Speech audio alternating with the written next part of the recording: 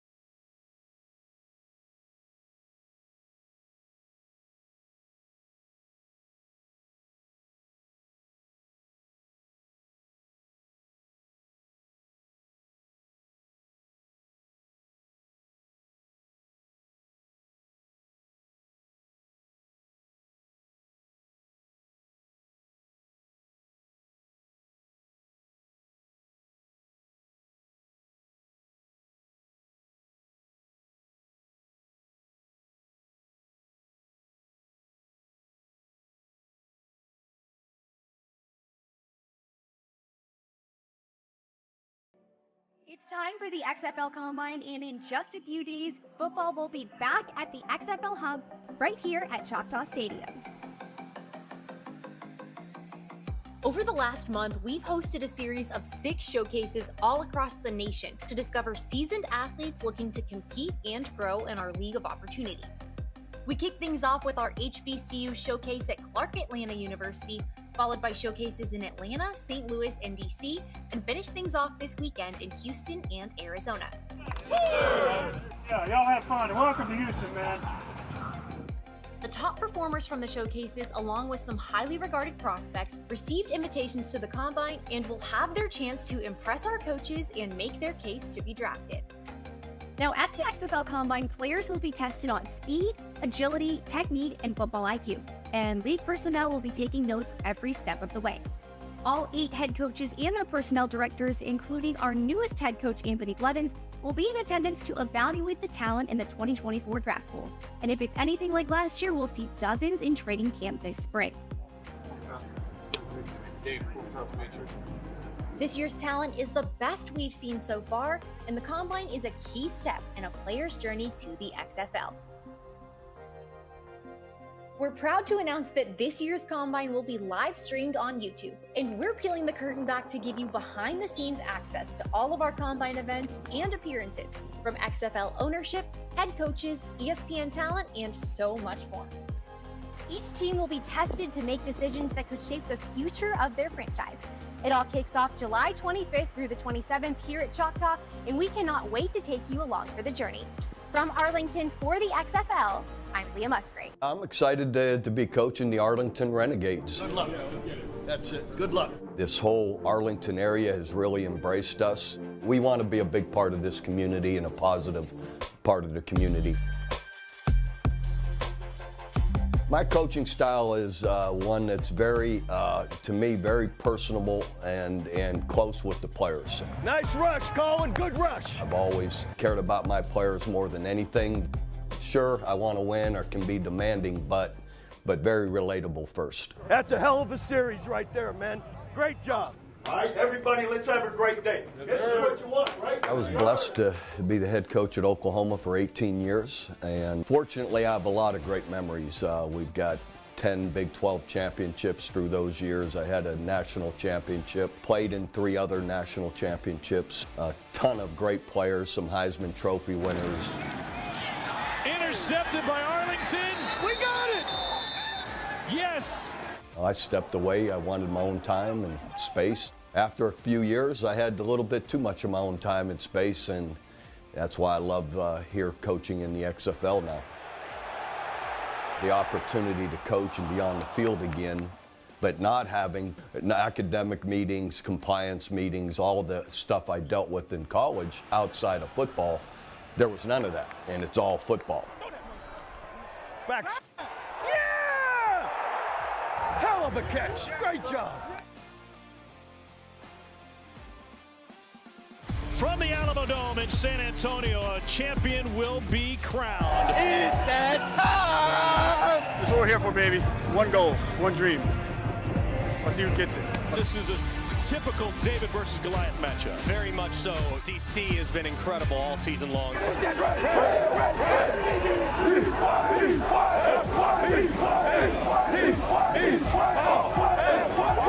And Arlington bringing new meaning to it's not where you start, it's where you finish. They might have the momentum necessary to pull off an unlikely XFL championship. Hey, we're ready to play the best game of the year right here tonight for the championship. Everyone understand? Play smart football, confident, and above all else, be freaking aggressive. Go get it, right? Let's go. Let's go, boys. Champs on me, champs on 3, 1, 2, 3.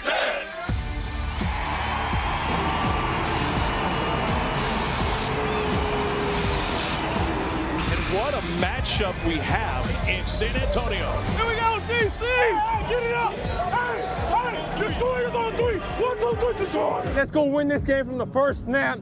Show them who's dominant and who's going to win the game from the first snap. Set the tone early. Let's go. Hey, team on 3, 1, 2, 3. Hey. All right, man, let's go get it. Powell gathered at the 5. Can't find the sideline, and he takes it out to the 24-yard line. Let's go, fellas. Hey, enjoy this shit. Enjoy this moment. Done. Y bunch left extend. C. Cut 383 scat. Half double left X smoke. I want ready. 180. Where's the hut?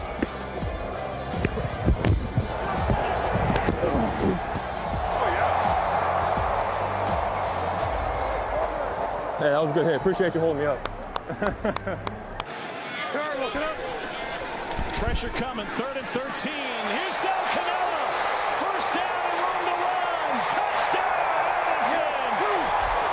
Beat the Blitz for a 41-yard score. Good shit, Sal. Good shit, baby. Hey, keep her cool. Hey, let's keep her cool. We're good. Flex right, Queen. Hack. 16 Gucci fire. 16 Gucci fire. Ready. Sanko. Ta'amu keeps it and gets taken down behind the line of scrimmage. Here we go. Ready. Sanko. 3rd and 11, pass in and out of the hands of Josh Hammond. Dream start so far for the Arlington Renegades, both offensively and defensively. Turbo, sit up. Perez floats one. Wide open and a beautiful catch over the shoulder by Tyler Vaughns. We're good. Hey, guns empty right. Let's go. 82 through. No, 32. No, I'm ready. Gotta go. Turbo, sit up.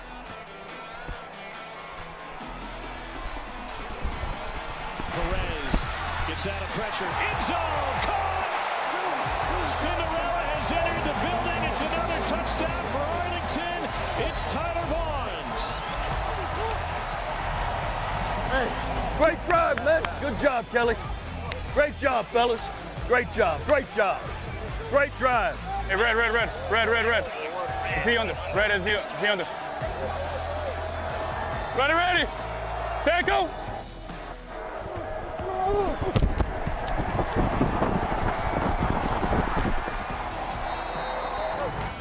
The formation they running on that side is a slant and a screen. The slant is over here, the screen is over there. Yeah, Brian's saying there's screen out to the right side and slant to the one receiver. Ready. Sanko. On 2nd and 8. Ta'amu dances out of a tackle, fires to the end zone, and it's intercepted after a tip. But a flag down. Joe Powell with the pick for Arlington. We had a legal man downfield already. I know. Be smart. I don't care if they retaliate. Take the blow. Don't matter. Put your ego to the side. Just be efficient. Terrible to the.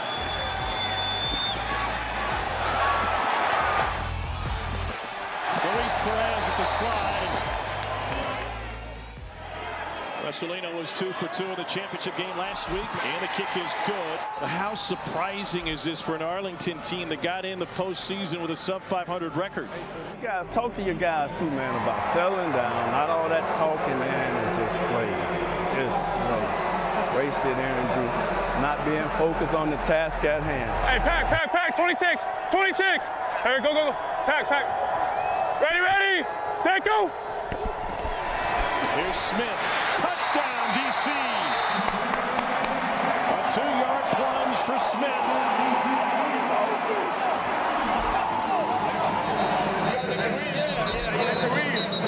You gotta make the read, baby.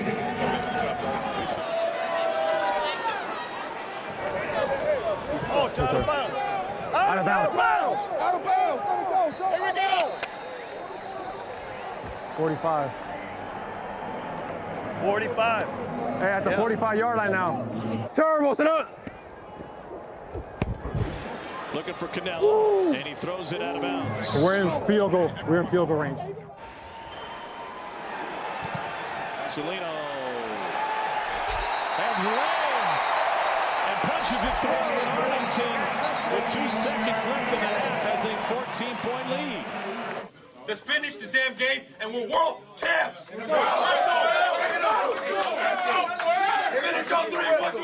Do what we need to do. You guys have faced adversity before, and that's all this shit is, right? That's all it is. So let's go out here this half, man, and play the way we're supposed to play and get us a damn victory and get us a victory. We got to dominate on 3. 1, 2, 3. Dominate. I've always felt like the first drive of the second half is the biggest indicator of future success. 47, same side. Ready, set, go. Here's Abe Smith, and he's gone. Abe Smith right through the middle, and he wins the foot race for a 52-yard touchdown on 4th down. You gotta be kidding me. Seriously. We're gonna change the game. Terrible, sit up. Perez being ridden down by Reggie Northrup. We're good. No, we're good. Stop. Cam. Hey, what are we talking about? Turbo, tight.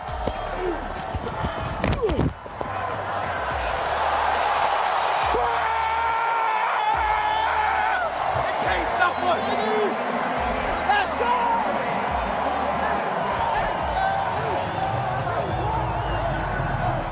Lord have mercy, man. Great drive right there. Good job. Set, go. To Amu after play action. Goes deep downfield, and it is caught. Josh Hammond will take it 72 yards. Hey, Gun Dixie left. F left. 2 jet. All go switch. On turbo, ready? Turbo, sit up. Go, Lenny!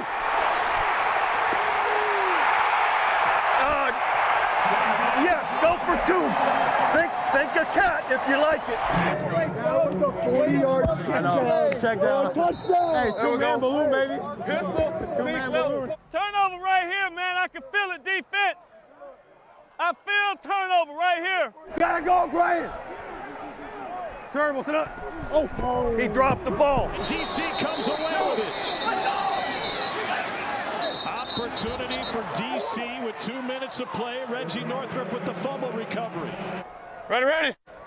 Set, go.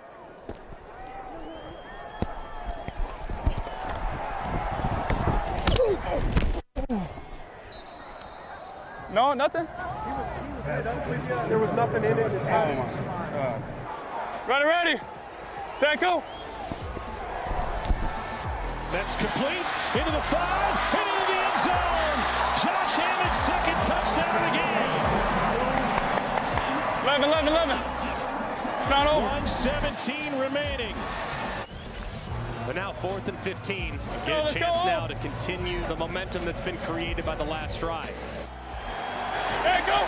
Needs 15 yards to keep the game alive. Over the middle is tipped and intercepted.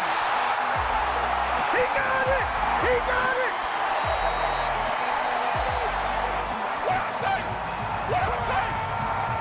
And now the celebration can begin. Oh, man. 8.5-point underdogs. Outright winners. Great job. Let's go. Oh, that thing feel good. To the Arlington Renegades, you are our champions.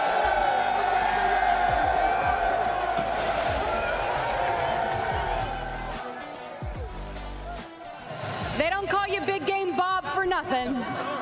What a turnaround. I mean, it's a night and day difference from the beginning of the year to the way your team played tonight. What makes you most proud? Yeah, of the hard work and the way we've turned our season around. The assistant coaches and the players really deserve the credit. They've stuck together, they've hung together, and here towards the end of the year, we've really hit our stride at the right time.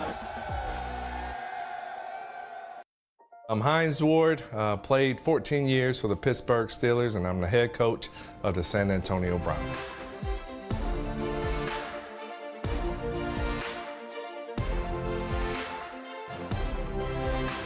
You know, I've done so many things in life. I'm probably more famous for Dancing with the Stars than me playing 14 years in the NFL. Did an Ironman in Kona. I've been in movies, Batman, Dark Knight Rises, The Walking Dead. And I worked with NBC for 4 years. And when I retired, there was like 7 years I needed a break from football. Come on, listen, you gotta listen. When they came to me and asked me to be a head coach and just listening to their passion and their vision of where they want this league to go, that fit me to the T. Good job, Rex, good job. Drag, go.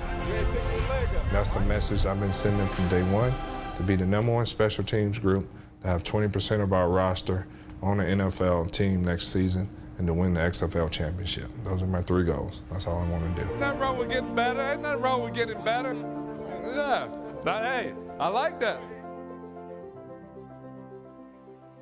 You can train a dog, you can train an offense of 10 guys. Ready? Leave it. Leave it.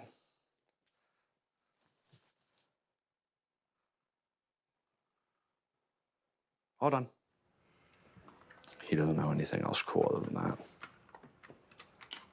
Go, boy. Are you gonna miss Daddy, huh? You gonna miss me? Good talk. Let's go. Come on. Come on. Come on. As you can see, I've done a lot of packing.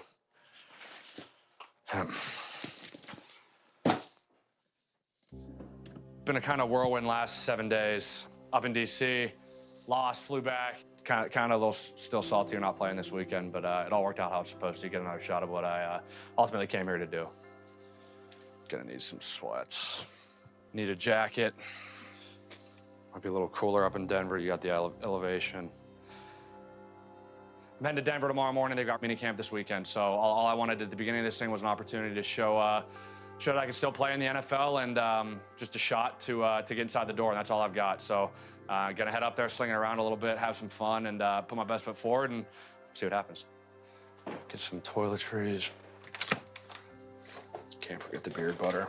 The thing I've got going is I just played 11 games, and so I feel sharp, excited to get back in the building, show people I've never thrown before what I can do. I think last but not least, throw some kicks in there, be good to go. A lot to look forward to, and just a lot to be thankful for. So I'm in an awesome position. I got a second chance. A lot of guys don't get them. I realize that. I'm not going to take it for granted. Maybe I'll take this with me, put it in the dorm room. This one is from St. Louis. Got that one after the game. Somebody had it in the stands, wanted me to have it, so figured it was only right. Gives me a good little laugh, reminder of that game every time I see it. So. Any last words for Francis? Francis, good luck this weekend, buddy. I know you've been, we played you 3 times, asked me for an interception every game. Very close. He's a heck of a player, heck of a friend. Good dude, and good luck to those guys. Good luck to both teams this weekend. My dad, he was head coach a long time, but he really was a defensive coordinator, an innovative guy that put in the 3-4 defense, which in the NFL no one else was playing. So when he hired me in the NFL, we were the first ones to play the 3-4 defense. I started with the Houston Oilers. I went on to the Saints. Then I went to the Eagles with Buddy Ryan. Buffalo, Atlanta, San Diego Chargers, head coach of the Cowboys. The Texans, the Denver Broncos, we won the Super Bowl the first year that I was there. There we go. 42 seasons later, I finished in the NFL. Oh, yes. You know, I've always loved football. The camaraderie and the closeness with the players, the coaches, and their families. As a team, it's a neat atmosphere. Let's go out and play our game, one play at a time. I'm from Houston. I live in Houston. There you go. Now I'm back in Houston coaching another professional team. Nice. Then the league itself is Opportunity League. It's opportunity for guys to live out their dream. You love football, you love playing football. This is the place you can do it. Play as hard as you can, but let's go out and kick their ass.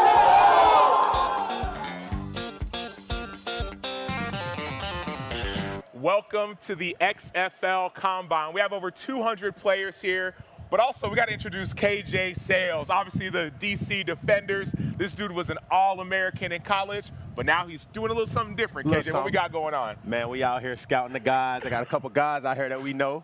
So we're going to get right, man. Y'all better stay tuned, tune in, we're getting right. You guys are absolutely extremely special. It's a big deal that you are here now with us, and we recognize that. So take advantage. Know that the love is here. We'll be watching, we'll be loving, we'll be sending you energy. Stay focused the entire time. What you had? 33. Ooh. 33 something, I don't know. Get the mic on him. Hey, it's a great day. Hold on, tell him what you did. 33 on the triple jump.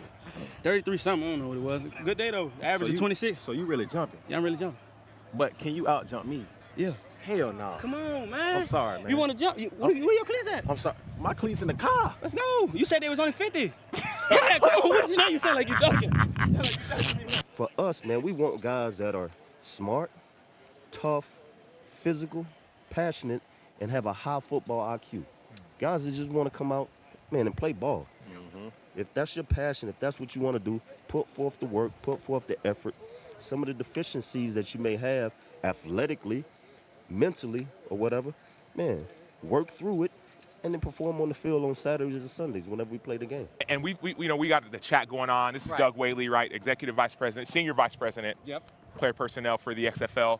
The chat wants to know, will some of the data, as in numbers and some of the other data, be available to the public from this combine? To the public? No, it's proprietary. We'll give it to the players. Now, they can put it on their social channels and put it out there, but we want to make sure they get it first and let them do what they want with their data. What are you looking for as far as the DBs go? What type of traits are you looking for moving forward, as they come out here and compete? Feet, hips, change of direction, you care about explosion. The 40? It's a part of it. But here's the thing, that's why we love the catapult. There we go. You can run a 40, but you don't run that fast doing drills. Right. Like covering a guy. Right. So if we're in drills and we got the catapult, he hits that 21 in football drills, doing what he's going to do on the field. Right. How many times as a DB have you got to put a hand in the dirt and ran straight for 40 yards? Never. Yeah, exactly. And that's why we're saying, let's evolve this. Because you got to love it. How you spell love? Coach, how you spell love? T-I-M-E. Okay. Ooh. Hey, don't be dumb. Things that you love, you are willing to spend time with, all right? So once you get onto our vocabulary, how we communicate and all that stuff, that's part of the culture, right? We talk about, do you like football or what? So we what? We love it. We love it. Coach, how do you spell love? T-I-M-E. Why you say that, Coach? Because everything that we say we love, we're willing to spend time, T-I-M-E. So that's how we spell love. You say you love your girl, so what you gonna do? Spend time with her.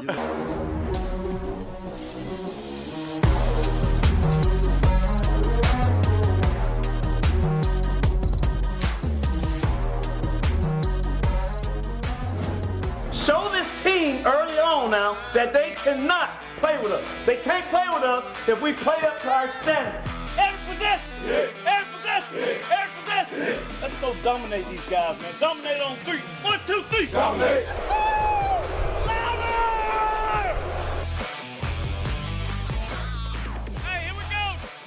Surveying and throws, intercepted. Oh, and this is going to be a house call. Good. Keep it up.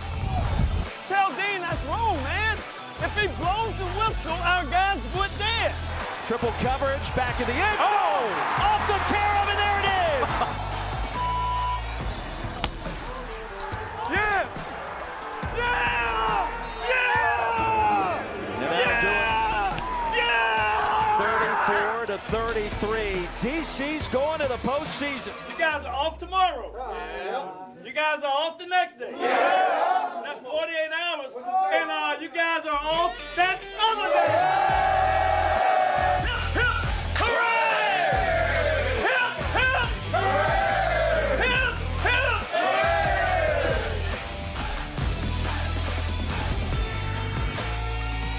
I'm all mic'd up trying to pretend like we're actually trying to do something out here. I'm gonna play some ball.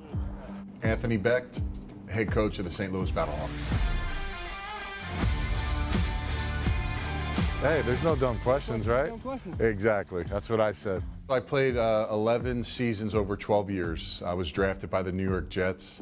I was a first-round draft pick. When I finished my contract after 5 years, I signed with the Tampa Bay Buccaneers. Played there for 3 seasons under Coach John Gruden. And after that, I played with the Rams, the Cardinals, finished up with the Chiefs in 2011. I loved it. I had a string of 161 straight games where I played regular season playoff games during my career, and I take a lot of pride in that. They got to be outside the hashes. And it's something that I try to, let our players know that sometimes the best ability is availability. Small price to pay. Been doing this for 20 plus years, man. It's your life right here. I was always wanting to coach at a full-time level, but the timing was never right for me. So I chose to go the media route. So I got to call over 200 games with ESPN. I watched some of those other spring leagues, the 2.0 version. And then when the XFL came about, that's when I really jumped on board and said, I got to be a head coach in this league. McCarron has a receiver.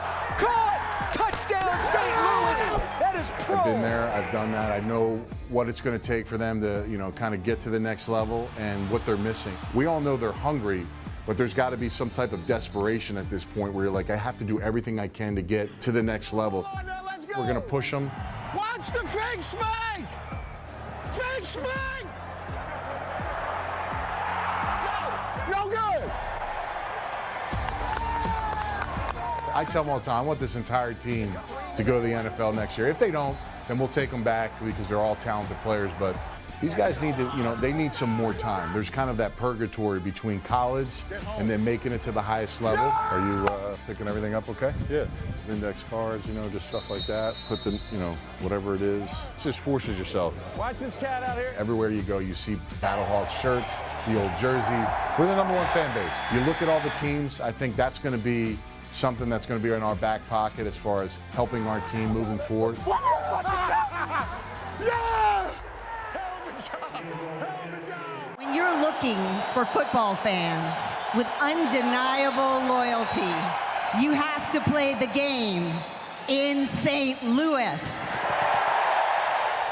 Welcome to the return of professional football here in this town, and this is something, man. I mean, you can feel it in the building today. I mean, these fans have embraced the XFL. They're even more fired up with what they've seen through the first 3 weeks.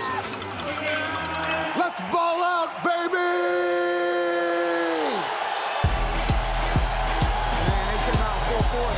That's how we play ball. Let's go! It's our house, baby! It's our house! The beer snake still lives in Washington, D.C. This is how football is supposed to be played. Loud, aggressive, people saying all kind of crazy stuff.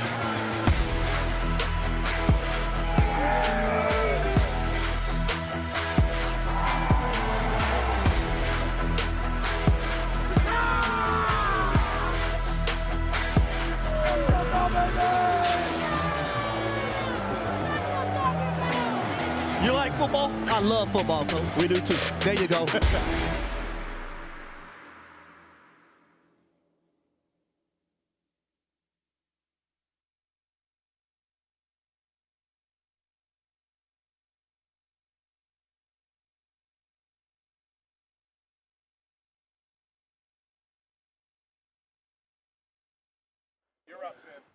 Welcome back to the final day of the XFL Combine. We got me, Sam Acho, ESPN. We got KJ Sales. Yo. But more importantly, we got defense, baby. It's Chairwoman DB and day, owner, baby. Danny Garcia. Do your thing, baby. That's all I'm talking about. DB day to day. Oh, yeah. No question. OLBs. Defense. Playmakers. Defense always good. So chairwoman and owner Danny Garcia is getting ready to address the defense. Yesterday was offense. Today we got defense. Let's see what Danny's got to say. All right.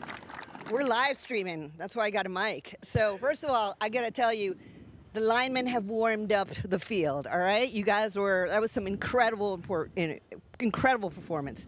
Linebackers, welcome. Welcome to the Combine. All right, we have had an incredible 2-3 days here. I'm going to share with you what I've shared with every athlete that's been on this field. Our job is to create a platform for greatness, right? We got to create that platform. We've got to have great coaches, which we have great coaches. We've got great people around you. We got great football ops who are committed to seeing magic in you, right? What you guys had to do, we're giving you the platform. Bring it all. Grab that opportunity. Grab that greatness. Know that it matters to us. You matter to us. There's not one person here who does not know that you are the game. The game lives here. So bring that game, and we're going to capture it. We're going to watch it. We're going to clock it. We're going to record it. We're going to talk to you. We're going to give you feedback. Stay present, and just give it to us. Give it to us all. I'm so glad you guys are here. Know that you're in my heart. And let's go. XFL. Let's do it. Let's do it. Yeah, them boys. Coach? Yeah, you can tell them boys ready. They are ready. Take care of them. You can tell them boys ready.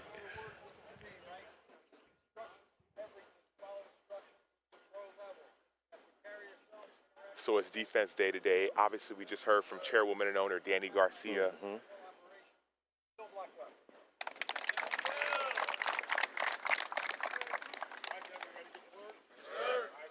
See these guys moving today, man. Yes. So these are linebackers. These are all the linebackers. Everybody else is going to the back. No, these looks like D-line right here. These all the linebackers. Yeah, it's all D-line.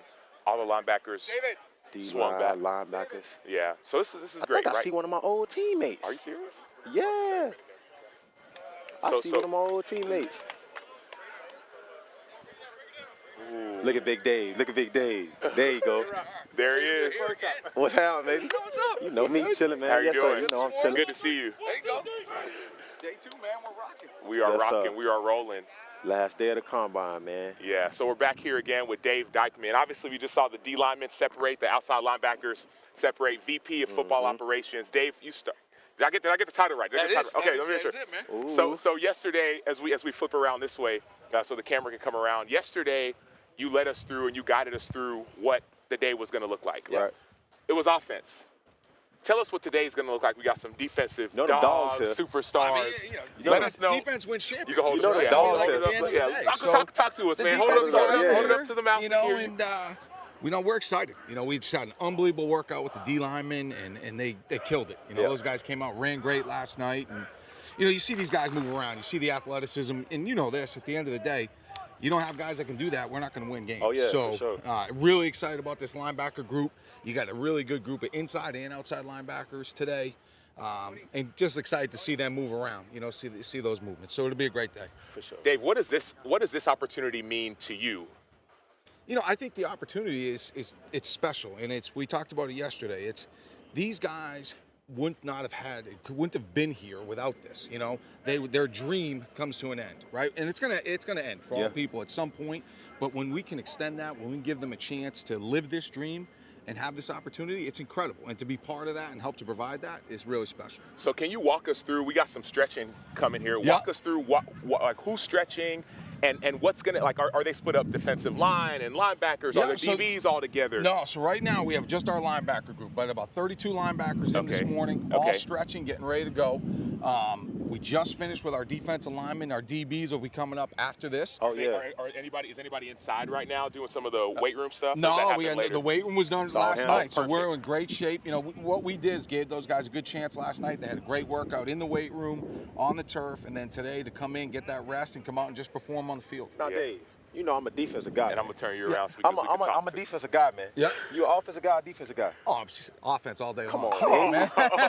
see, that's why we come out here and we abuse these offensive guys, man. Because you guys are pretty we just guys. Score I want points, to be bro. pretty That's guys, it. man. Y'all want to be pretty. Well, you're a DB. You are pretty. There's no question about it. I'm pretty, but it get feisty. I get feisty. I'll buy that. You know what I mean? Yeah, you're a little feisty. A little bit, just a little bit. No question. So, Dave, tell us about. I heard about a shout out you want to give to somebody special. Oh my God! Is it who? Biggest who shout out we got to give today? All right, okay. our guy Jim Monos. Okay. All right, got some great news yesterday. We had a little bit of a scare with Jim, but unbelievable part of our department. And just want to shout out Jim. You know, we're thinking about him. We love him. We miss him today, but we know he's watching. He's here with us, and just excited, to mention him and talk about Jim. So then last thing for me, and let's get that mic a little bit higher because it was defense day. We got to let everybody know about what's going on. So is it only linebackers that we're going to see on the field, or will we see DBs? You will see DBs after this. So the D linemen just finished, but you're going to see all the linebackers right now, and then following this, you'll see all the DBs. Perfect. So KJ, what you think about that, man? Man, listen, I'm a defensive guy, man. DB guy, we look good. What Prime say? You look good, you feel good, you play good. Look good. That's it, man. DBs, man, we coming out here. We're going to do our thing, baby. Awesome. Linebackers, y'all a little bit too. What you mean, y'all? So I'm a lot. You know what I'm saying? No, we do We everything. kind of got to be separated a little bit. What you mean? Know what I'm saying? No, we do everything, bro. We rush the quarterback. We drop in the coverage. We get picks. I'm saying, how many sacks do you get, though? I'm saying, multi-talented. That's all we do. What do you think? It says, it says like athlete. It's like it's a boom athlete. DBs, we do everything. We rush the passer. We do punt return, kick return. I was on kickoffs. I play do special anything. teams. I play special But teams. That's the thing. I can do anything. I play special teams. No, I mean. I can rush the passer. I can go at the end and rush the passer. Stop. It's a big old lot. You saw those linemen yesterday. Put it in the vote right now. Who's the better player? Which guy? Me. I mean, I got cleats. I got my cleats at the 50. Listen, that's what everybody say that. Everybody say that. I took it from you yesterday. It's all right. Everybody say that. When you really put them cleats on and you see me rush the passer, you be like, ooh. Okay. Ooh. Let's see what I mean? But yeah, man.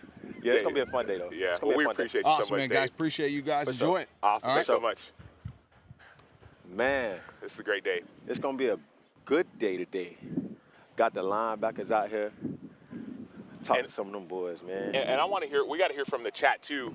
So we got linebackers, we have DBs coming, but the thing is, like, there's so many different type of body types when it comes to linebacker. Yep. It's you got linebackers who are 6'4", 6'5", other dudes who are 5'11", so it's so many, it's like, got different these body types too, but also different skill when sets. You talk about different body types, man, because I know we had a safety, Santos Ramirez, and he was we called him a hybrid. He can play in the box. He was kind of like a linebacker safety. Yeah. Could play in the box, can play in the middle of the field, can rush the passer. So that's the different type of things when we talk about body types. Yeah. To be a hybrid as a linebacker, don't get no better than that, man. So I got this in the chat. The chat's spoken. It says, I can't wait to see DB Cam Harrell show out. So I actually trained with Cam a little bit. Oh, yeah? Yes, he's okay, I will Come say on, this. man. He does return. We got to rap with him today. He does return kicks and like punts. He was kind of all conference. See, DB, you got to be an athlete. He did do it all. So, all right, boom. So we want to hear, chat, this is last day, right? So what do y'all want to hear? Who do y'all want to hear from? I missed the XFL. So great to see the full access. Got a lot of DC all up in the chat. DC. We the kings of the North. They want to hear from 58, Drew Mims. Oh, Drew Mims, that's my teammate. That's my teammate, South Florida. Yes, that's my teammate, Drew Mims. So we got a lot of people we want to hear from. So chat, Cam Harrell, he's a dog. I agree. We got to chat with Cam today. Facts. All right, chat. We hear you. That. We hear chat, you. We hear y'all. They said, what's the temperature? Got to be at least 100. It's probably like, probably 100. 100. Probably 100, but it's only 9 a.m. It's cool right now. It's only 9 a.m., so it's gonna get hotter. Awesome. So we weren't listening to the chat yesterday. They said, y'all, the camera work is better. Awesome. So check it out. So here, check me out, guys. Awesome. And so check it out. Before we go to our first interview of the day, if you haven't subscribed to the XFL YouTube channel, go ahead. Please subscribe. Do it now. Subscribe now. Exclusive content, cut down games, commercial free, and so much more is offered. Hit that subscribe button now. So now let's get out these drills. Let's have a conversation with Randy Newer. Randy, how are you doing? Awesome. You look good to see man. you. I don't know about that. I'm here. Yes, He's sir. not being here. Yeah. Yes, sir. So what is your role here today? What are you doing today?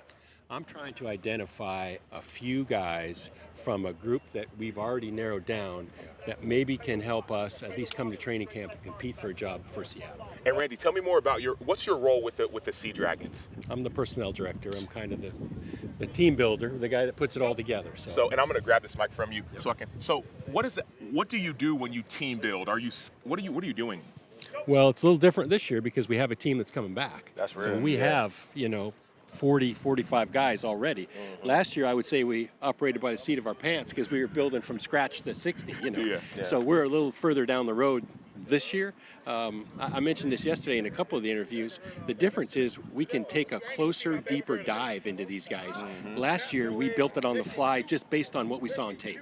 We saw a guy that could play on tape, boom, he's a Sea Dragon. Right. This year we can be a lot more selective. We can dig a little deeper. We can find character. We can find football IQ. Some of the things that we didn't get a chance to explore last year. So I'm looking to find a few guys to do more research on. I know we talked about Ben DiNucci yesterday. Mm-hmm. Talk about what losing him this year. Talk about the new quarterback situation. How is that going to pan out for you guys this year? Well, I think it's... I need some intel, too. Yeah, I mean, it's... trying to get some intel. Be careful about what you share. You got a DC defender, man. I hear you, man. It's the thing. I mean, Ben's a good player. Ben really played good for us. He fits our scheme. I think where we're a little different is our offense is a little different in that we ran the run and shoot last year with June Jones. We're going to run a semblance of that again this year. But our quarterback skill set that we're looking to identify is not necessarily an NFL 6'4" pocket passer. So we're looking for a little different. Mobile guy. Ben was athletic, right? Yeah. He can move. Yeah, he was. P.J. Walker we had before that. That's the kind of guys we're looking for at quarterback. So I don't know how it's going to shake out this year. We have a couple guys returning. Steven Montez, Harrison Frost from our roster last year. Guys, Some good players. So we'll see how that shakes out. Randy, how do you find grit? I think you can find it on tape, to be honest with you. I think you can watch and get character evaluations by the way a guy plays. I think from stop to start to start to stop, you can learn a lot about a guy. You can dig deep, and you don't have to talk to a soul.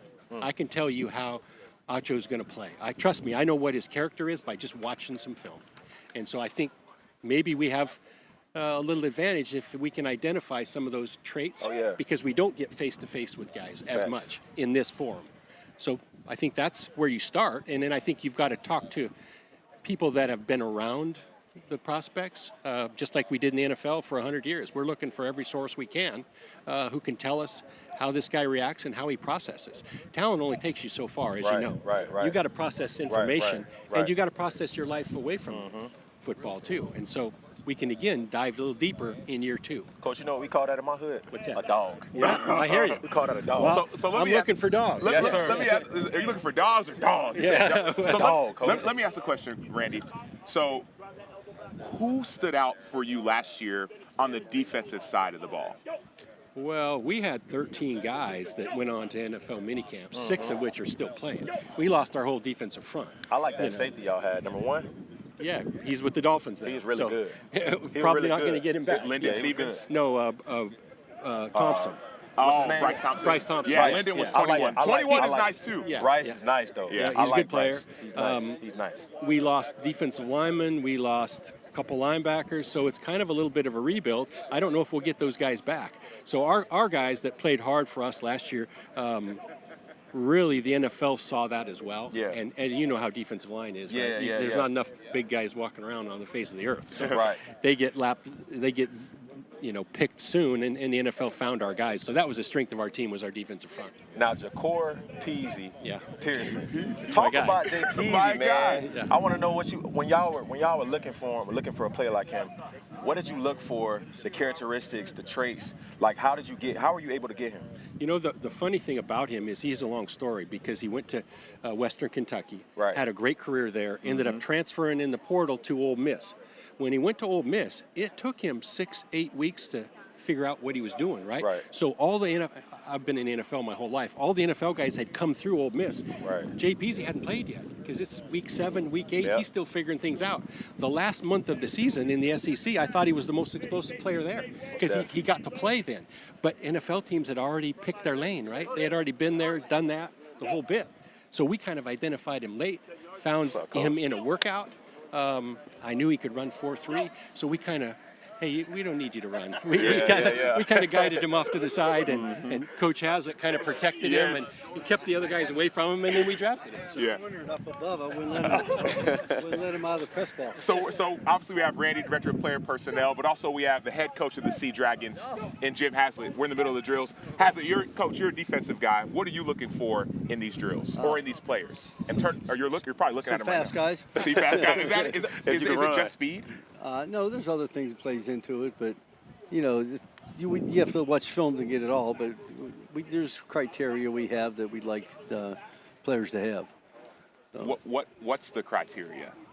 He doesn't want to give away Randy? the intel. Coach is right. Everything. Yeah, we're going to start with guys that can run. There's no doubt about it. We're going to start with guys that can change direction. And the athletic stuff we'll see in the drills like this.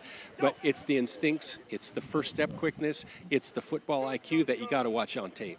In this world of analytics now, we're trying to make everything a objective evaluation. Right. There's still a lot of subjectivity involved. Right, And so that's where we come in. We've got a little experience looking at tape, subjectively evaluating, and like I say, if we can identify 4 or 5 guys in each of these groups, then we'll go back and watch the tape.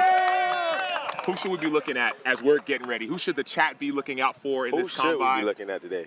We're going to learn with everybody else because we don't know a lot about these guys. So we're going to get somebody that jumps out at us. For sure. Awesome. I see you on TV. You just laugh the whole time. I just smile, Coach. Man, sometimes they don't always hear you, but they can see you. So I figure I'm smiling. I was laughing my ass off last night. It's about 11 o'clock. I'm watching Sports Center, and they ask a question, and you bust out laughing. And they're trying to answer, and you're laughing, and I'm laughing my ass off. Did it make you laugh? It made you laugh? Yeah, I was laughing my ass off because I was watching you the whole time anyway. Oh, man. Awesome. So good to see you, Coach. We're going to rock out, Coach. I'm going to come rap with you. I figure they say it's about my smile. I want to smile, Coach. I want to. You did a good job, but you had the big smile. You got all the teeth show. All 32? I was laughing my ass off. You were smiling, laughing. Oh, my God. I was like, oh, my God. Yo. Hey, I appreciate it, Coach. That's hilarious. I feel like that's my differentiator. They talk about what makes people different and all that kind of stuff. And I did hear from a producer, from a coach, they said, hey, smile more. I thought I smiled too much. He said, no, smile more. Coach, what you trying to say, Coach? What you Yeah, really? why you really? Defense, so you're an outside linebacker. You don't need to be tougher. I loved it. I was cracking up. Oh man. Coach, do you get more excited about a day like today because it's defense? That's a leading question. Me? Yeah. What do you get excited about yesterday? Okay, you was bored yesterday. yesterday. Offense lineman? Oh man. Yeah, this is a little more exciting for me at least. I can't wait. Yeah. Look at Coach I try to Stoops. focus on Coach the other Stoops. stuff. But it's hard. I'm a little mad at you, man. Yeah, man. You ain't recruit me in college, smile, man. Coach. I did. I'm a little butthurt. Really? Yeah, I'm butthurt, Coach. so we can hear you. I'm butthurt. Why you ain't recruit me in college, Coach? Where were you at? I was in Tampa. Tampa? Yeah, I was in Tampa. I was a 4-star recruit. Florida, they don't get no better than that, Coach. Yeah, but I can't help all that, man. You go all the way down in Tampa, you know. You're right. You got to get mad at all those Florida schools. You're right, Coach. You're right. I mean, I had them, but I wanted you. Yeah, well, you should have called me. I wish I had you. I'd have taken Sam. Yeah, for sure. Nah, for but sure. But he went man. to the Longhorns, you know. Yeah. Yeah, Hey, I said no to OU. What was your record against OU? I think we were 2-2. 2-2. My freshman year, y'all beat us. What year was that? I was there 2007 to 2010. Okay. So 07, we beat y'all 08 and 09. Yeah. And then y'all beat us 7 and 10. 7 and 10. I think that's right. Yeah. What is that like? Rivalry like? Oh, it's what is it like? Because I ain't to be honest, even us standing next to each other, we haven't really gone deep into this. But that's a good question. No, Sam's too big for me to be messing with. So is it like as intense as everybody says it is? Oh though? yeah, absolutely. Like for real. Well, yeah, you walk in the Cotton Bowl, fantastic stadium to play in. We go up and down the same tunnel warming up before the game. Oh man. So it's fun. What do you tell the guys in the locker room before a game like that? You don't have to say much in those kind of games because everybody's already jacked up and excited to play. And you know, as much as anything, it's that isn't the end all. Just because you're excited, you better know what you're doing, you know, and be prepared to do it.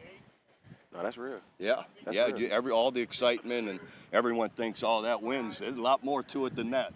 I'm reminiscing right now, and I never thought I'd have a chance to ask you this question, but it's just coming to my mind. It might have been in 2008, Texas OU. You would say OU Texas, but neither here nor there. Texas OU. Anyways, we got to put Texas first. Y'all ran a screen on third down. Running back screen on third down. It was like the first series of the game. And you may not remember it. I did because our job, I played defensive end. We got defensive guys out here. Both of our ends were supposed to peel rush on the running back. And one of the ends, wasn't me, one of the ends didn't peel.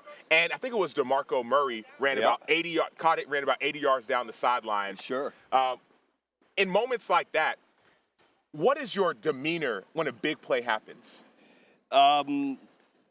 Next play, like that's happened, but now it's going for one, what's next, and and then you immediately start walking to the defense, and get ready for this series, and that kind of thing. It's always what's next.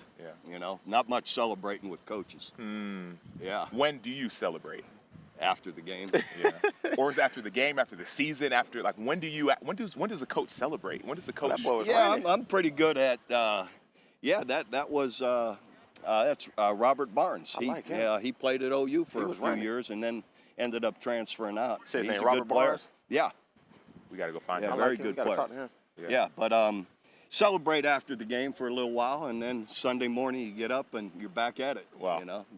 But I'm pretty good about Saturday night getting a little celebrating in. Yeah, I love it. Coach, by the way, congrats on the championship. Yeah, thank you. Why's your head down, KJ?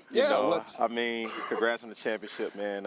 It kind of broke my heart a little bit. We lost to you guys. I know, yeah. It is what it is, but congrats, this ain't your first rodeo. No, you know what I mean? But luckily, fortunately. I asked this question yesterday. I was really impressed by Luis Perez. Yeah. And when he came in mid-season, like I asked this question to your long snapper yesterday. I know all they do during practice, they don't really do much, but just giving them some, you know what I mean? Antonio, he does a good job. Luis Perez, I want to ask you, what was he like mid-season coming in? Did he take command as soon as he got there? He did. Did he kind of just? He's fantastic. He's galvanized the locker room. A great leader, natural leader, incredibly smart, bright guy. So he picked everything up right away. Yeah, and he's talented. He got a great arm and can buy time in the pocket, even though he's not going to beat you in the 40. But he does a nice job moving around the pocket, giving himself a little extra time. And so he was really special for us. Made the big difference for us. Now, when you guys came to DC and he threw that pick, Coach Stoops, to DJ Swearinger. Yep. What were your thoughts while that was going on? Like, what did you think? It's okay. I mean, to me, that's the hardest position on the field to play. Yeah. And you can't play it scared. Right. So every now and then you're gonna try and put one in there, and it may get tipped. It may the now, window may be too tight. Was that on him or wide receiver? It was the wideout's Oh, fault. okay. Yeah, the wideout was supposed to have a immediate out route. Yeah. He did the old give me a little shake and then go. I was gonna say, was that an option route? No, it wasn't supposed to be, and that's how he ran it. So that wasn't on Luis. You're exactly right. What is it like playing in DC? How did you like the atmosphere? Loved it. You guys had a great atmosphere, packed. I told him think it was sold out, wasn't it? Sold out our game. I told him we had the best fans. Yeah, it was great. I love the stadium. It's made for a soccer team, right? Yeah. So all the seating is really right on you. Right. It was great. Love playing there. For sure. And Chad, if y'all have any questions before we let Coach Stoops go, ask away. We want to hear from Coach Stoops. But I have a question for you, Coach. In the chats, they're talking about K.J. McCarron. The chat is talking about AJ had a great year. He did. He was fun to watch and really great job. Coach, how did you know? And by the way, we're giving away a signed championship ball from head coach Bob Stoops. So, chat, check that out. How did you know? Should we get a signed ball from KJ too? Yeah, KJ could sign it. I might as well sign it too. Hey, he'd sign underneath me. Oh man, Coach, that's crazy, Coach. Why you doing me like that? Because I don't know. I just got to give it to. It's all good, Coach. How did you know you needed a quarterback change? Well, just the overall production wasn't what it needed to be, and so I'm not much on And then, truthfully, what happened, Drew Plitt got hurt. He tore his knee up, his ACL, had an operation, and he's recovering now, and we hope to have him back. So that was the main, and what the weekend he tore his knee, Drew Plitt, Luis became available, so we picked him up immediately. Yeah. And this is from the chat. So the chat wants to know, they said, who is your favorite Renegade? That's from the XFL chat. Who is your favorite Renegade? Oh, come on. That's like who's my favorite child. He can't say that. All of them. You know he can't say that. Somebody said Sal Cannella. It's not Sal Cannella? Is that Sal on the chat? Sal might be football forever. He might be on the chat, Man, okay. A Big 12 question. Coach Stoops, Big 12 question. That's a good one. What was it like to compete against the legendary Coach Snyder at Kansas State? That's a good one. Yeah, it was a challenge all the time. Coach Snyder, of course, I came up under him. I was with him at Iowa as a player, and then a grad assistant. People don't know. I ran the defense against Coach Snyder's offense for 5 years as a grad assistant. And then I went to Kent for a year, and then when Coach Snyder got the job at Kansas State, he hired me to come coach secondary. So we have a long history together. I learned a ton from him. He's challenging to compete against. Beat us a couple times there in Norman. So it was always tough and challenging. And I tell people, don't let that soft, quiet demeanor that he got that tie all the time because Coach looks good, know, and he speaks softly, this, that, and the other. He'll rip your heart out on the football field if you're not ready. And I've said that to him before. In fact, I was at one of the events, Hall of Fame events for him, and that was what I told everybody. Everyone got a kick out of it that knows him. That competitor. He's as tough as there is. Go ahead, Coach. I know you're a legend. You're well, thank you. I don't know legend. about that. You're an OU legend. So I want to ask you, who is the best player you ever coached at OU? I've had too many. If you could name two, maybe give me five. I got Heisman Trophy winners. I've got, you got guys like, you start with the Heisman guys. You got Jason White, Sam Bradford. And though I was on the team with Baker and Kyler, they won their Heismans after I retired. But again, you'll put Baker in there. Well, he for us at OU, he'd be up there. Boom. You're right. But you got Adrian Peterson, you got Roy Williams. Roy Williams is going to be as a Hall of Famer just last year in the College Hall of Fame, and you got Tommy Harris. Then I got Trent Williams. I got Orlando Brown. People don't want to talk always about the O-linemen. Yeah, Trent Williams a dog. Lane Johnson. He's a dog. So you have I got too many, and I apologize to the ones I'm leaving out because we've got a lot of them. It's all good. Yeah. So the chat wants to know. Last one from the chat, Coach, before we let you go. It's a lot of comments in here, so we appreciate y'all.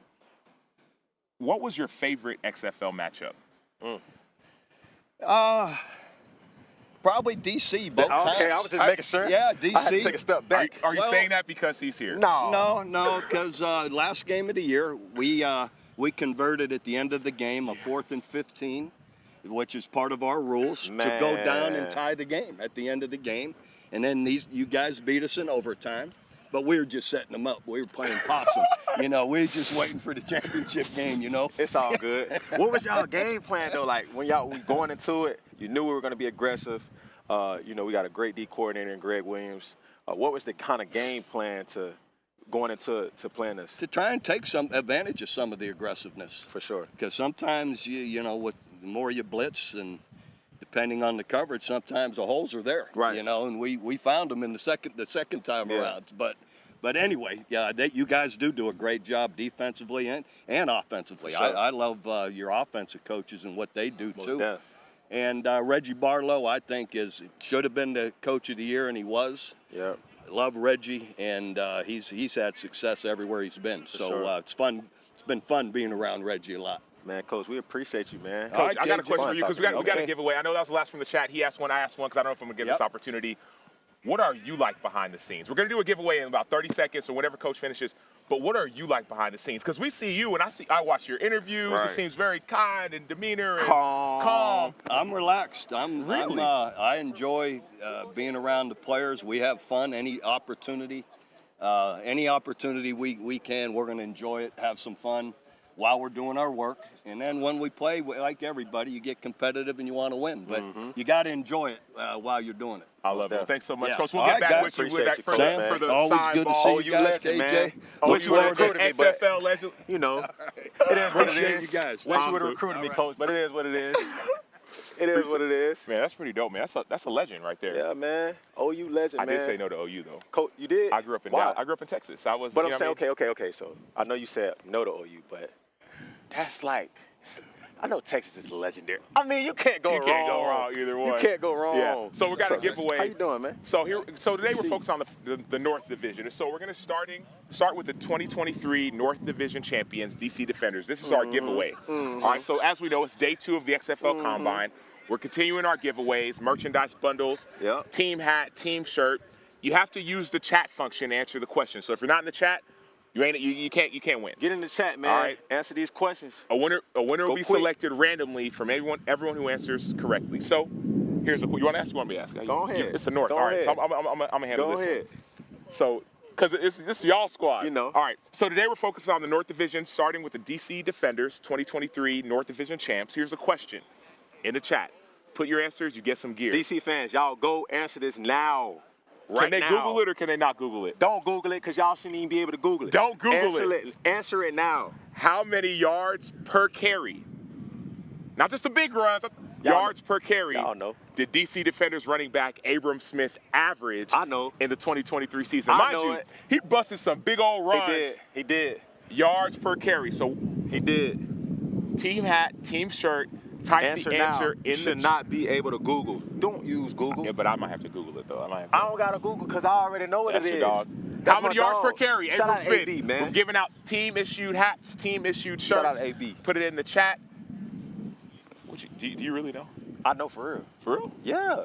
The exact yard, even like yes. to the all right. decimal I don't point? want to say to the T, but I know. That's crazy. I got an estimate of what it's gonna be. Can I get? All right, I know we got stuff in the chat. Yards per carry, I see a lot here. 5.2. And that's too low. I see 8.2. I see a 9.2. That need to go up a little bit. It was over 10. Oh no, let me give away. All right. I don't want to give it away. Okay. I don't want to give it away. Let's move a little bit. Let's move a little bit because we got the drills on this side. I don't want to give it away, but you definitely need to go above 5 though. Definitely got to go above 5. Do we got a winner? Do we have a winner? They don't have it yet. I see 11. I see 10. Y'all not serious. 10 plus. 10 plus. DC. Road Rush Nation. 10 plus. That's not. We gotta be accurate. DC. We gotta be like specific. Come on, DC. Come on now. Coach T-Buck. Yards per. Where's Coach T-Buck at? T-Buck right there. Look at T-Buck. Man, T-Buck was so happy when they beat us, man. You would have thought they won a Super Bowl, man. Man, it was low-key a Super Bowl. They hadn't won anybody. It's all good, though. That was their Super Bowl. You know, David beat Goliath. You know, so it is what it is. They was David for the day. You think 10 is too low? 10.8, you think that's low? 10.1? Somebody said I'm on a work call at the same time as this chat. Over a time card. No, we got a winner yet? I know. Don't get fired. Football forever. Don't get fired. Facts. Stay on the chat, but don't get fired. Facts. We ain't got a winner yet? We don't have a winner yet. Somebody, that's how many XFL championship? Did he average? They said how many XFL. That's what? People will be crazy in the chat. T-Buck. T-Beezy. What's up, T-Bizzle. baby? You know me, I'm good, baby. What's up, Coach? Me. Yes, sir. Good to see you. We got head coach, T-Buck, the legendary legend. Hall of Famer, college football Hall of Famer, first round pick. NFL Hall of Fame numbers too. I'm gonna get in that conversation. Yeah. Okay. Hold on. Let's talk about it. Look behind you. 50 plus. Buck's the best. Hey, man, now, Florida State legend. I spent a lot of time Coach, with Stoops. take the mic. Hold the mic for us. Florida State legend, man. Legend, man. You're a natural with the mic, right? Obviously. This is what we do. This is what Florida State DBs do. Yes. Hall of Famers everywhere. So we got the College Football Hall of Fame. Yes. So what's NFL Hall of Fame looking like, Coach? We got to move the mic up a little bit because we want the chat. The chat is listening. They want to hear it. We want the numbers. Well, everybody say the number speaks for themselves. Everybody's arguing. I saw all the other stuff. Just look at the numbers. And I always tell people, show all my highlights, the good plays, show the bad plays, and you let them fall with it. There you go. That's all I got to say. There you go. And the other thing I would say, I don't feel out of place standing around or hanging out with anybody. That's real. Anybody. Hey, that's real, though. Real deal. I Been know what you doing mean. a long time. I know what you mean. What does greatness look like? Are you looking at it? I didn't say that. I didn't say that. I think if you want to put the greatness there, one word, consistency. Okay. That to me equals that. In today's term, I love what LeBron James has done. To me, that's greatness. He's consistent. He's been consistent under all those circumstances. So that would be a prime example for me. Coach, you had a lot of good DBs at Mississippi State. Yes. How were you able to develop those guys? Taking what I know, studying other guys and implementing that and teaching, coaching, fundamentals. Yep. Setting a standard. Yep. At one point, Xavier Rhodes obviously was the highest paid corner, set the standard.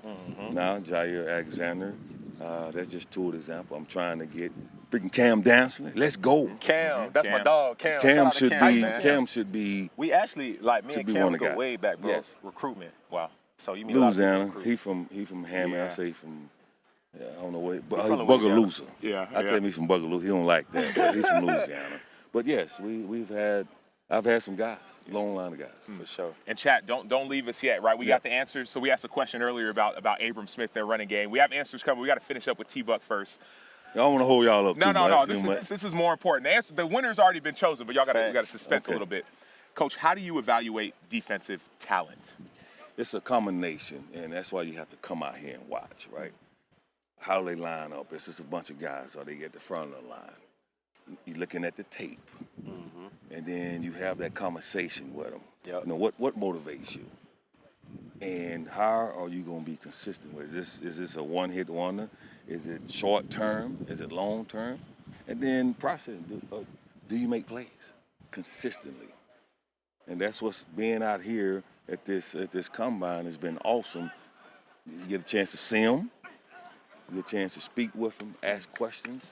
You know, spend a little time with them, and you can make a decision. This is pretty nice for me. I'm really enjoying this. Coach, you were a first-year head coach last year. Yes. What advice do you have for Coach Blevins?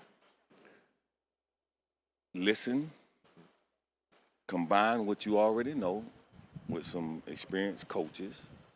But at the end of the day, you've been doing this. Yep. I know you've been assistant coach. Your first thought, your gut, go with it. You know talent, pick it. Don't depend on everybody so much and just turn it over to them because they're like, oh, it's your first year. We don't want to do that. Believe in yourself. Believe in the coaches you've hired. Do what you've been doing. You're here for a reason. And I would say for guys that aspiring to be head coaches, don't let anybody tell you don't want to experience like what I went through. It was awesome. I learned so much. Now I know I can stand here and watch, and I don't have to ask all them questions anymore. Well, how am I going to feel if this doesn't do? If he does this, what can I do? I have something in the bank that I can go to. That's real. And you talk about just getting better and learning. Yes. What's going to be different for the Orlando Guardians this year than last year? We're going to win those close games. Y'all was in some close games. Because of the mindset from the top down. You're getting guys that are used to winning. They understand the bright lights. They know what it takes to win.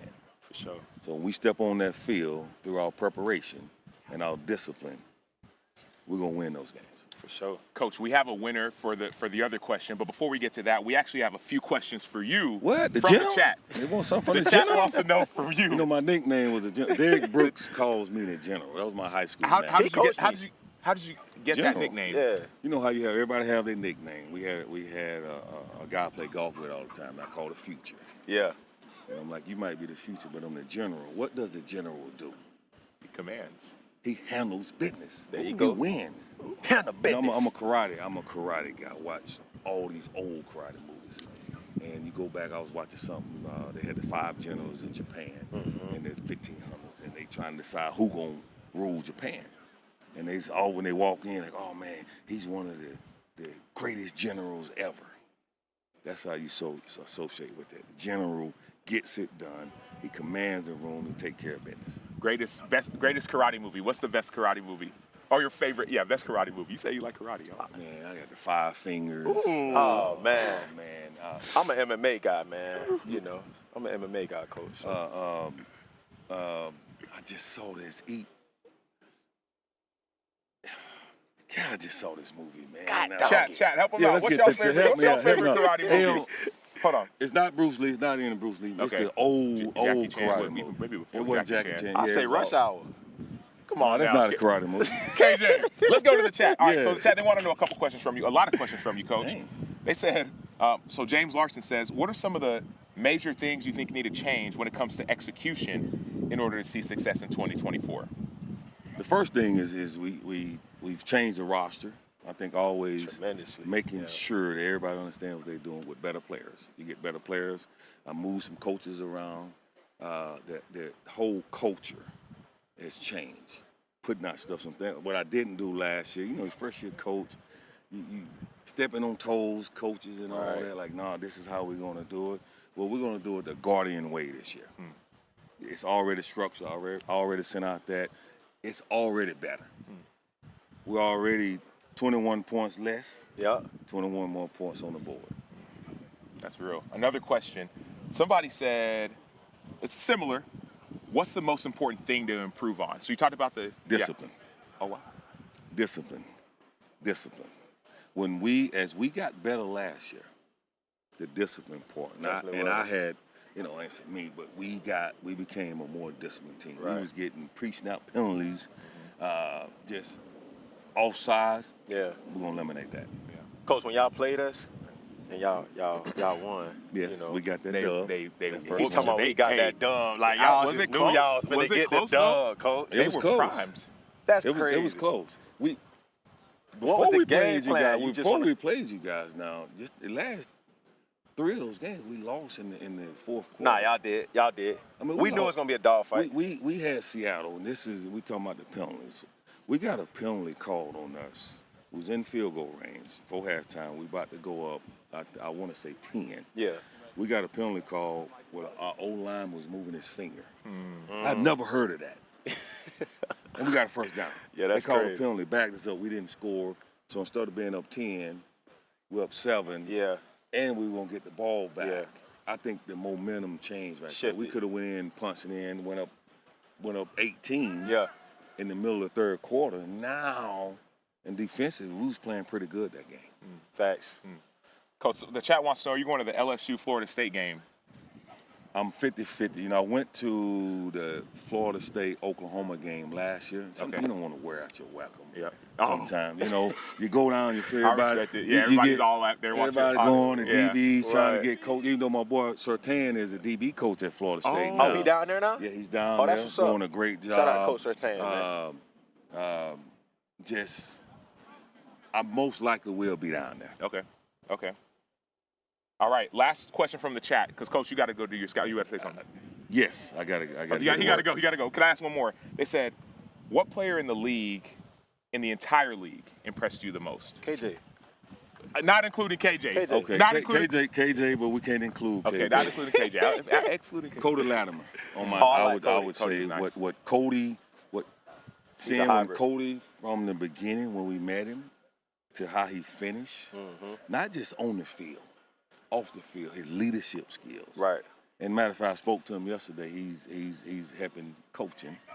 That's probably going to be his next step. That's what's Cody did a tremendous job, not just on the field, off the field, and he had his family down. It was very impressive to me. That's awesome, man. Well, Coach T-Buck, we appreciate you. College Football Hall of Famer, soon to be NFL Hall of Famer, first round pick. Just say Hall of Fame numbers. Hall of Fame numbers. Appreciate it, Coach. All right, Coach. Yes, sir. Appreciate it, Coach. Yes, sir. Yes, sir. For sure. Yeah, that's real, man. So we got Coach T-Buck. That's T-Buck. That's T-Buck. He a legend. All right, let's get back to the chat. We've heard you loud and clear. We know you've been waiting. We got some winners, all right? We got a winner. You want to announce the winner? Let's see what it is, baby. So remember the question. The question was about DC defender, running back Abram Smith. We want to know how many yards per carry did he average. We saw a lot of low numbers, saw some high numbers. It's pretty high. I think it's high. I see the winner, but I got to see what he said. So the answer, you want to say it? Yeah. All right. So the answer is 5 8.0 yards per carry. Our winner is Big Mike at Mike 28. What they say? 70. 10? Looks like 70. 2870 at Big Mike 2870. Man, shout out to Mike, man. I thought it was higher, honestly, because he was always bursting out big runs. He was bursting out big runs. You know, your average gonna be high. But if you didn't win, I mean? Don't worry. You could still purchase all your team gear at XFLShop.com. 25% off still, right? Yes, sir. 25% off. But you got to put in the code live stream, right? So know y'all were in here watching with us. XFLShop.com, or just scan the QR code on your screen and then type in the code live stream at checkout. That's on T-shirts, hats, etc. And Let's look at these drills. Yeah, let's look at these drills, man. Let's go get these drills. Let's go look at these drills, man.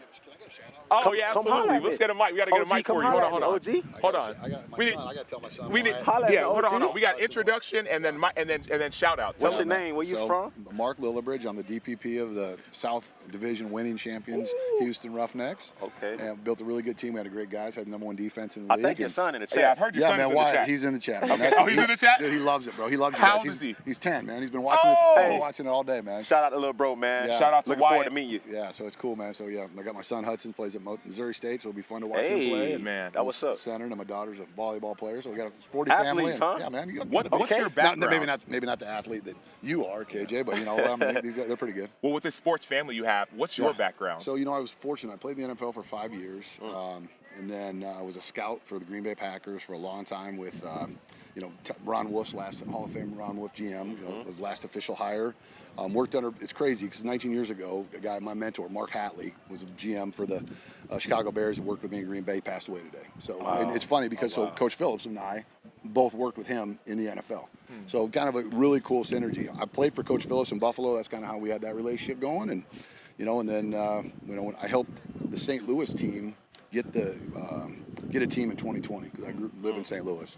And so then, Doug Whaley, of course, has been a godsend in my life, and I knew scouting for a long time. He called me up when this came about and said, hey, man, let's go be a DPP and let's build a team. And, it was fun, because we were talking about last night in a roundtable. We started with nothing, man. Last year at this time we were in Maryland, and there was just the DPPs and head coaches. We didn't even have staffs, we didn't have anything, and we're trying to find players from nothing. You just didn't know, and you end up scouting 1,600 players last year to build a team from scratch. And I take great pride in that, especially for them to be as good as they are, and the guys we have. We have the leading sacker, leading interceptor. We got C.J. Brewer and Jack Hefflin both in the NFL. Jack Schneider just signed with the Vikings. That's what's up. And hopefully more of the guys. Ultimately at the end of the day, my goal is I want to win a championship, because you have to at every level. Right. But I want all you guys to play in the NFL. Right? That's what the ultimate goal of this league is. For it to be sustainable, we got to keep producing and pumping guys to the league. And if we do that, then this is going to be around for a long time. Yeah.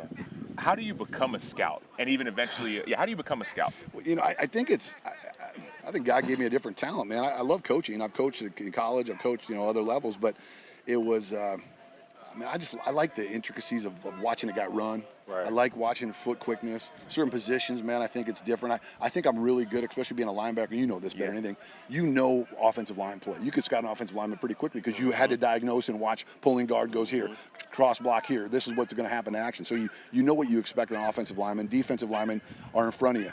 My hardest position I ever had to scout was safety, because they were behind me, right? So I knew where they filled in the box. I knew where they did, but I didn't. You never watch them really, right? I'm always watching the front seven. So that was that was the one thing I really always worked on. And then I think quarterbacks, right? If you can hit on quarterbacks, you can have a lot. That's where the guys in the NFL, right? And then that's where Brett Veach is the man at Kansas City, right? You hit on Patrick Mahomes, you look like a hero. And it wasn't like he hit on him with the #1 pick.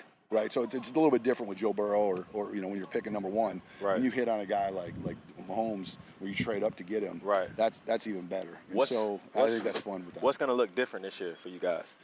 Well, I think, as you know, it's going to be we're not starting from scratch. Right. We have guys chomping at the bit that are like, hey man, when can we get back to camp? When can we get to see you guys? Yeah, that's real. So we're going to have 35 guys coming back. There's only 20 open spots. Right. So these guys that are out here competing. It's not like last year. A lot of these guys probably would have been in here last year. Right. But so now they're in. The other part about it is you have NFL guys. You have another year of NFL guys that are getting cut, that are out of the league. Maybe their contract gets them out of the league. And so now they're like, hey man, I want a soft landing. I want somewhere to go. I still want to compete. I still want. I got juice in me. Yeah. I need somebody. I need to go play. Maybe I've been on a practice squad for 3 years. I got to go get some film. Right. And so I think that's going to be. I think the talent level. is going to be done. And you guys have promoted this league so well and helped it. Now guys that maybe had a question last offseason, like, is it going to make it? It didn't make it, in 2020. It's legit, man. This is legit. They got legit coaches. You got legit staffs. It's it's legit broadcasts. And I think guys are like, shoot, man, I can go make some quick change and get some film. I think that's a big deal.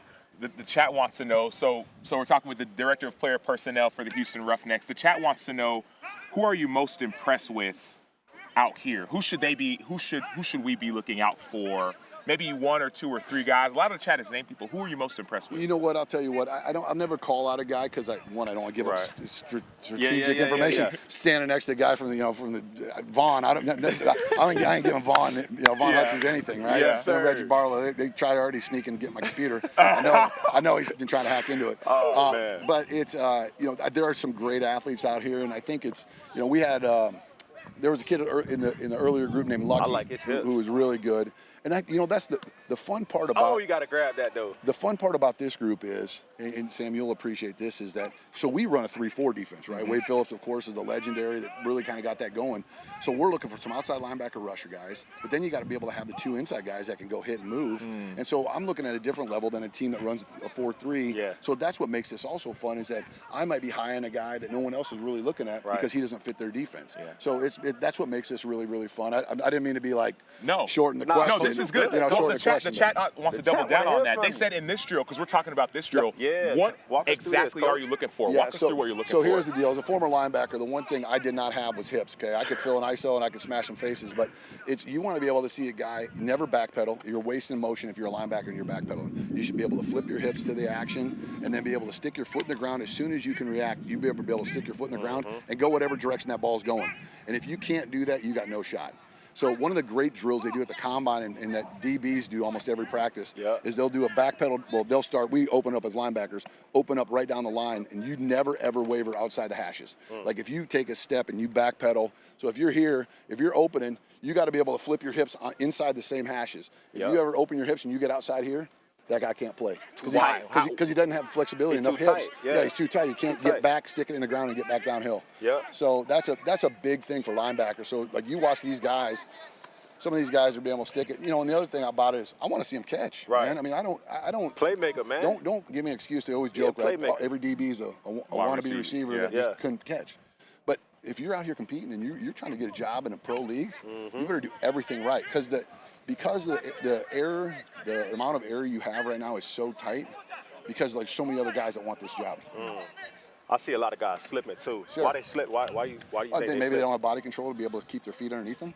I think people will always say cleats, and then maybe the Super Bowl they had the big issue. Okay, and that's fine. But we're on turf, and you'll see guys that don't slip. Right. So why are you slipping? Because you don't have body control, because you're overreaching. Maybe you don't know these drills. But like you'll see, like if you see. Especially if you see a guy when he plants to the side, if he's out here, okay, well, he doesn't have his base underneath him, so he's going to slide, right? So take one extra step, get it in the ground, and then come back. That's why I think for linebackers, Sam, you could attest this. I love the 5-10-5 drill, right? Because that's lateral. Speed, if you can go, if you can get lateral, stick your foot in the ground, show flexibility, bend, touch that line, and get back. And that 5-10 drill. So I don't know what the camera's showing these drills, or that 5-10-5. Essentially, you're in your stance. But you got to go 5 yards one way, stay low, 10 yards all the way back, stay low, touch the line, and sprint back through. Why, Mark, does that drill matter more I to think you? that's the most important. We don't really do it out here enough, but I think that's one of my favorite drills, especially for a lineman, right? Because if you watch an offensive lineman, he's always in a stance. If he does 2 or 3 point, if an offensive lineman can bend and move laterally and can touch, 9 out of 10 of those guys, like if you watch, I don't know, and he's maybe the greatest offensive lineman ever played, Trent Williams. Okay, you go watch Trent Williams do those drills on his little YouTube clips or on his Instagram. He like a DB, man. Dude, it's unbelievable. His feet are so good. Now, again, God made him different than the rest of the next drill. Than the rest of the humans. If you can. Yeah, Mark, can you walk us through? So, what's this next drill? So we've been talking about that previous drill. Yep. And I mean, I've been enamored because I remember going through some of these drills. Sure. what's this next drill, and what are you looking for? Well, so I think this one is going to be the play action one, if I'm not mistaken. So what they'll do is they want to be able to watch. If you read, right, you got an RPO, right? So you're going to have a run option. So you're going to be playing the run if you're a linebacker. So you're going to be heading toward the line of scrimmage. Then all of a sudden you realize, nope, he just pulled it. Now the quarterback's rolling back out. You got to now be able to turn your hips, turn your head, look up the receiver, right? Be able to check, look up the receiver, see if you got a crosser coming from the backside or a crosser coming from the front side, settle in and go make a play. So RPO, I think that's what this drill will be. That's the next question. So RPO, people are asking, okay, RPO, that's the run pass option. Yep. So with this drill, it sounds like what you're saying is run. It's going to be run. You start going forward, and then you see it's a pass, right? RPO. Now you got to get back into your brace. What does that RPO look like? So it's going to be for a linebacker. What it's going to look like. I mean, the game has changed right from the time I played it. So it was always really I mean, we see that with the way the running backs aren't getting paid. Right. And so it's it was always a run heavy. So you always played run first. Well, nowadays, man, you got guys in the shotgun, so you're almost playing pass first. And we run a lot of nickel last year. And we had some great. I mean, we had Emmanuel Ellerby and y'all had some dogs. And T. Beckett, man. Beckett. Yeah, Beckett was as good. Beckett was as good as there is in the league, man. I don't know how you can. He just plays at a different level. He's just a different dude, man. He's just so got a motor. He's so infectious, and he's so fun to watch, man. I just like as a linebacker, he's not the stature you want, but all he did is make plays, man. Every time you get up, he had 3 touchdowns. I mean, he's always getting turnovers. He's always around the football. So, anyways, that's what you want. You want it if you're seeing the run. Now you got to be able to get your head around. You got to be able to turn because the receiver's he's gone, right? Right. So by the time you're taking 2 steps forward, he's already 6-7 yards deep into his route.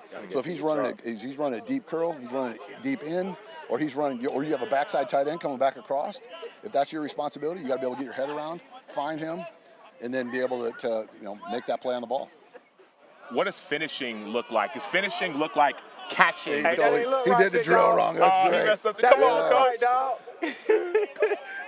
It didn't feel right. That's great. Well, that's what happens when you get an offensive lineman trying to show a linebacker drill. I can get out there and show them a couple things. You got the next group coming, bro. You got the next group coming, man. The DBs get out here. You can show them what it takes to play in the XFL. Most definitely. So when in the chat they said, to your point, Mark, well, there's defensive guys. They drop the ball. It's not that big of a deal. But what does finishing look like in a drill like this? I mean, we finish with everything. And again, man, I can't speak enough for Brian Stewart, D coordinator, and our staff you finish with a ball in every drill, right? Every guy has to finish with a ball because that's ultimately at the end of the day a good defense. Sacks are big, right? We know that, but turnovers. Okay, if you can take away a possession from the other team and you gain your offense for another possession, I count a turnover as 4th down, right? If you can stop a team on 4th down, that's a turnover as well.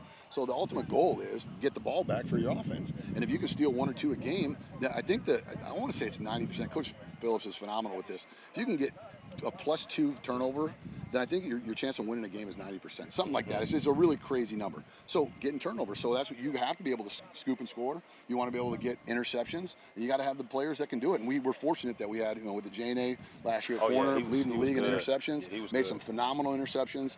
We have Sean Davis back there, AJ Hendy, Will Likely. Shout out to Sean, man. Yeah, man. Probably, I could go through our whole roster to how to, but having a linebacker like Beckett that can actually is a ball hawk was a difference maker for us because he was just he's so comfortable in coverage that he was just always around the ball. And so even if there was a tip, even maybe it wasn't Scoop a ball. And score, this dude. Exactly this right. Stoops was talking about right here. This guy right here. 42. Was talking about 42. Sure. So Barnes, he's a really good kid, man. He started at Oklahoma, finished his last 2 years at Colorado.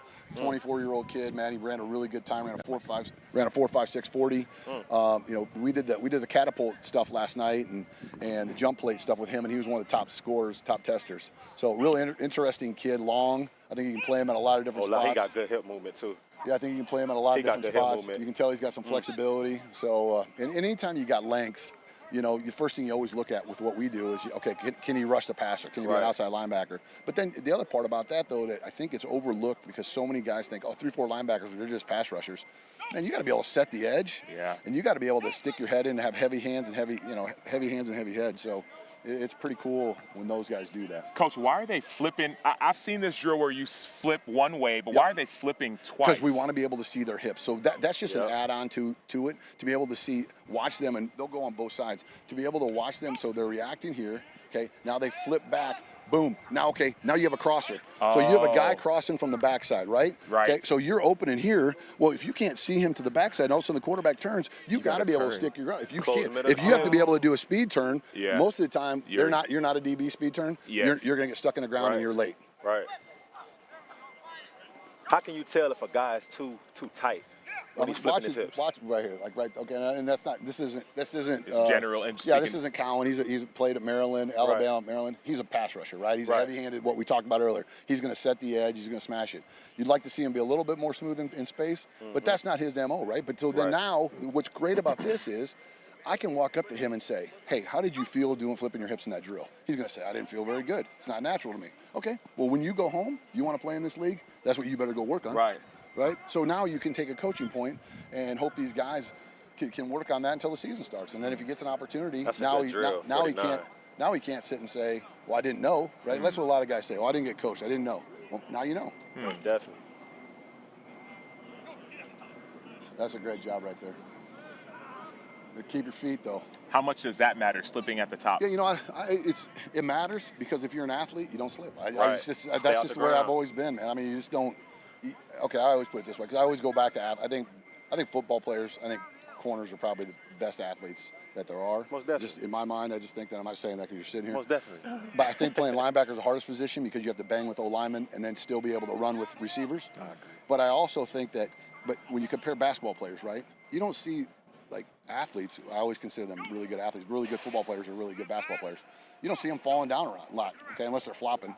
But they're never on the ground because they always are under control because they can control their body and their athletes. Coach, the chat's asking, how are players evaluated?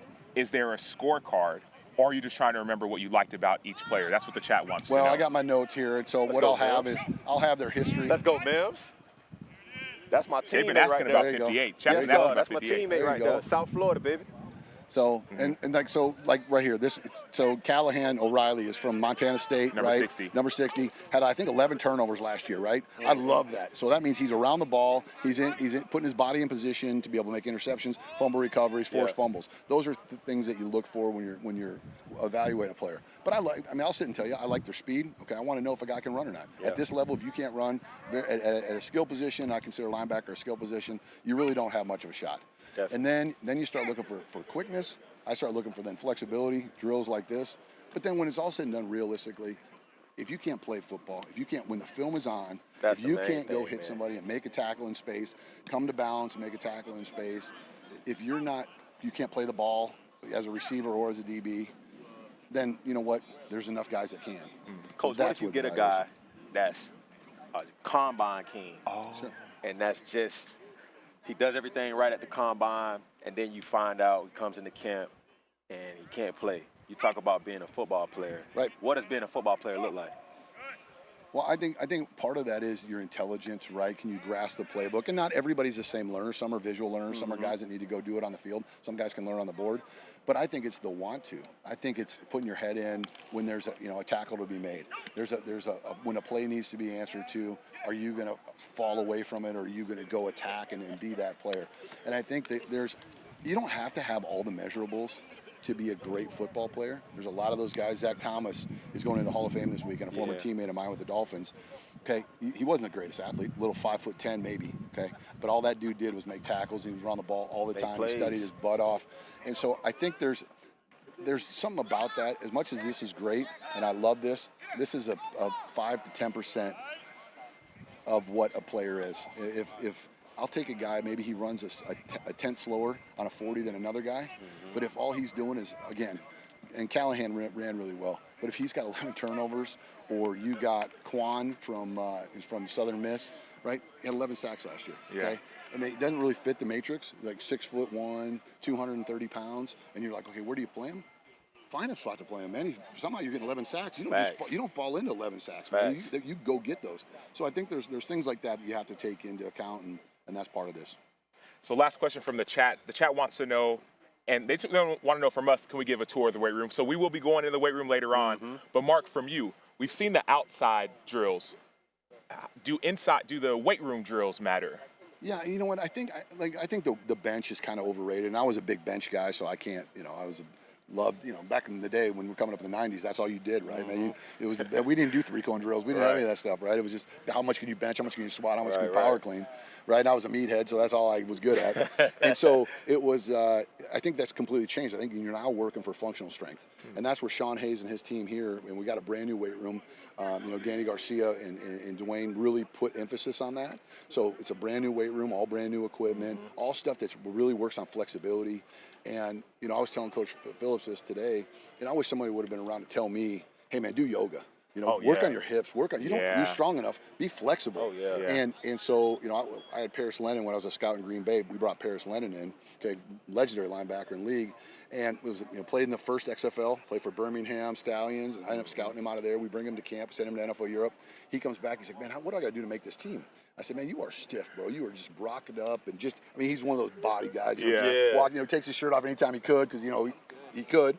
And then he goes, what do I need to do? And I said, get yoga. Start doing flexibility stuff. I think he had a 12-year career, won a Super Bowl, right? And he was just like, that's what he did. Did he play with the Cardinals at all? I want to say, I think he was. I know I won a Super Bowl with Denver, I think. I played with him for a year. Really? Yeah. Yes. You know what I'm saying? And so just super smart, super intelligent, but he took good coaching and he made himself flexible and he had a heck of an NFL career. So I tell young guys all the time, I tell my son, like, man, I don't care.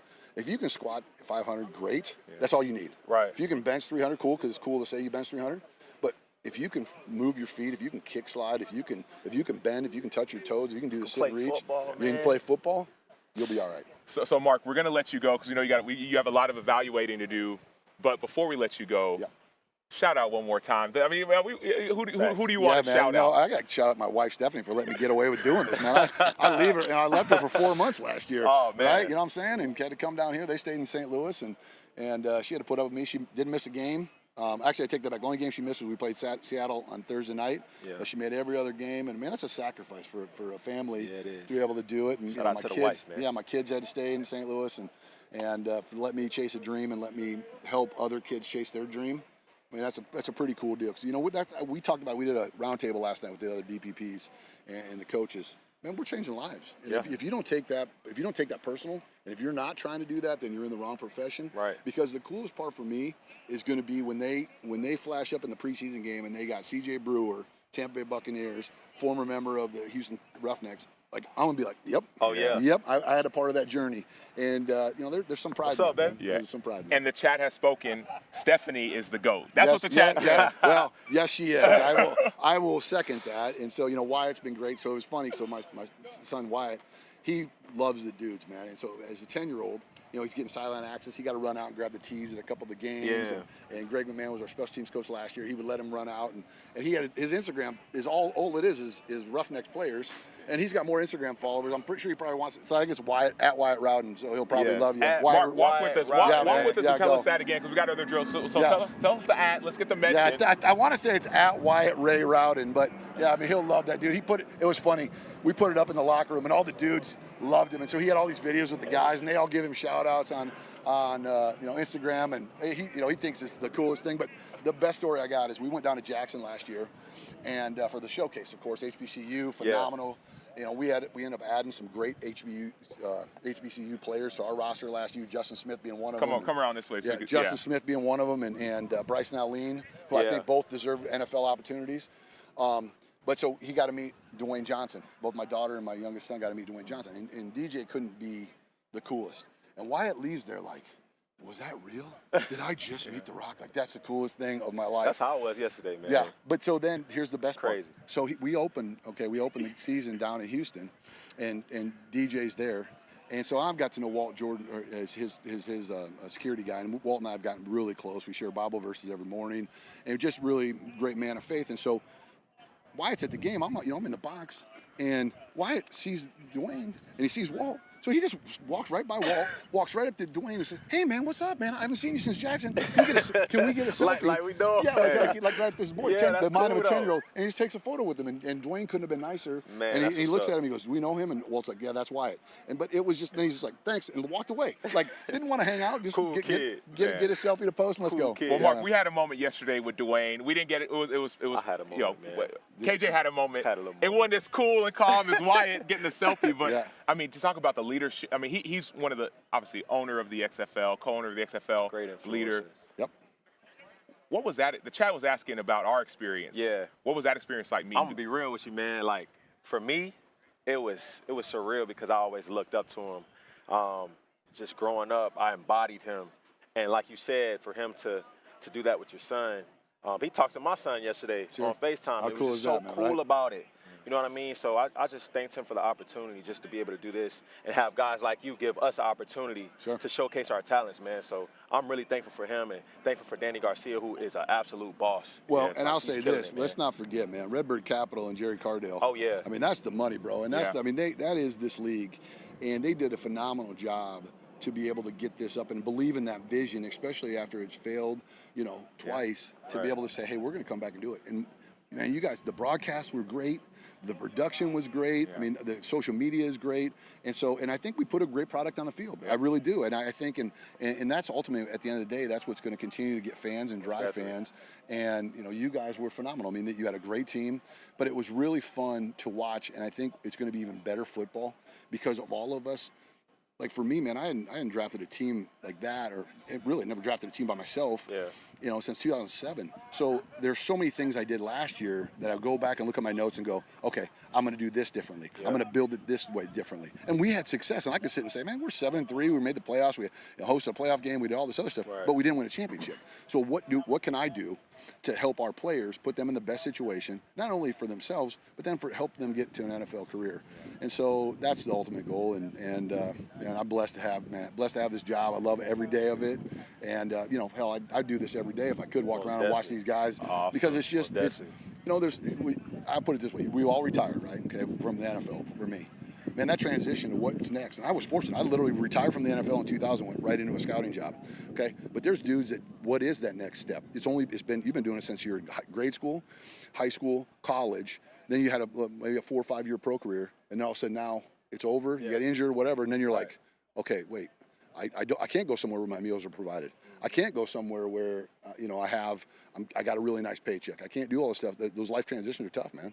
So this gives them another opportunity to keep chasing that. And I love that. That's awesome. Well, Mark, thank you so much for your time. God We got bless, Wyatt's man. info in the chat. Love, baby. Yes, sir. Yes, Thank sir. you for your time. Thank you, guys. You guys do a great job. Thank you for doing this, We man. appreciate It's it. been great. Yeah, Appreciate it. We're gonna wrap, definitely. Coach. All right. Yeah, I mean, you talk about the leadership, you talk about Dwayne, but also Danny Garcia back out here again today. She's been here from start to finish. I got a chance. I mean, y'all were tweaking when y'all met Dwayne. When I met Danny, I was like, Danny, let's grab a selfie. So I was like, that for me was a cool moment. Every player that I've talked to in the XFL has consistently gone to Danny Garcia and Dwayne Johnson, but said, man, her. So that's what I get excited about. Oh, we got a player. We got Shout out to 58. Mimsy, man. Hold on. My swaggy teammate. What's up, boy? Been a minute. What's up, baby? You good? Good to see you, fam. Bro, I didn't see it. Oh, okay. It did not say seen, so that's true. Talk to me, man. Talk to the chat. Talk to the people. Telling your name, where you from, what school you went to, man. How's it going? Drew Mims, linebacker, University of South Florida. Yes, sir. Home team. Spent a couple of years there with KJ. Yes, sir. Let's go. Man. Let's get out the drill. So when you were at South Florida, man, talk to him a little bit about how that was for you. Tell him your story, because people don't know you were a walk-on. Yes, sir. So you were a walk-on and you earned a scholarship, got a scholarship, and you was our starting linebacker. Yes, sir.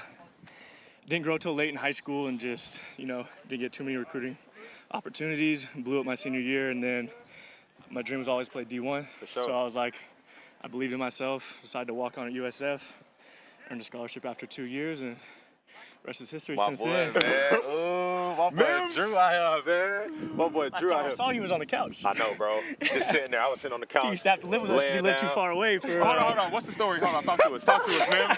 Hold on. We got some intel. This is when I first transferred back, man. We want to hear from Mims right now. So his house was a little far away, and we had that 5:30 a.m. wake up. Okay. So one day, KJ our door ain't even locked, so he just walked straight in. And he said, "Is it cool if I stay here tonight?" Next thing I know, he's eating our Doritos on the couch. That's love. He eating all the chips. Hey, listen. That's family, though. That's football. Yeah. Listen, we had enough. We grew in a family, man. man. This is family, man. The boys took me in like I was their own, man. So, absolutely. I got love for y'all, man. Got love for y'all boys, man. Yes, sir. How do you gonna do this jump now? I'm gonna holler at you. Awesome. Appreciate it, Mims. Nice to meet you. Yeah, good to meet you. Awesome. So we got another giveaway coming. Let me see here. Man, so we've heard from some director of player personnel, heard from some players.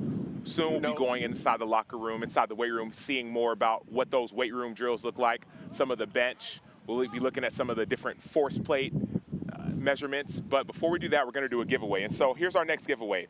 Our next giveaway is with the Seattle Sea Dragons, getting a Seattle Sea Dragons hat, Seattle Sea Dragons t-shirt. So y'all got to do is be in the chat and answer the question, right? Y'all in the chat, answer the question. Here's the question. Only one other player threw a pass all season for the Seattle Sea Dragons besides Ben DiNucci. Who was it? And I'm thinking this only one. I mean, I know who their backup was. Oh. Only one other player threw a pass for the Seattle Sea Dragons besides Ben DiNucci. Who was it? So type your answer in the chat. We're gonna find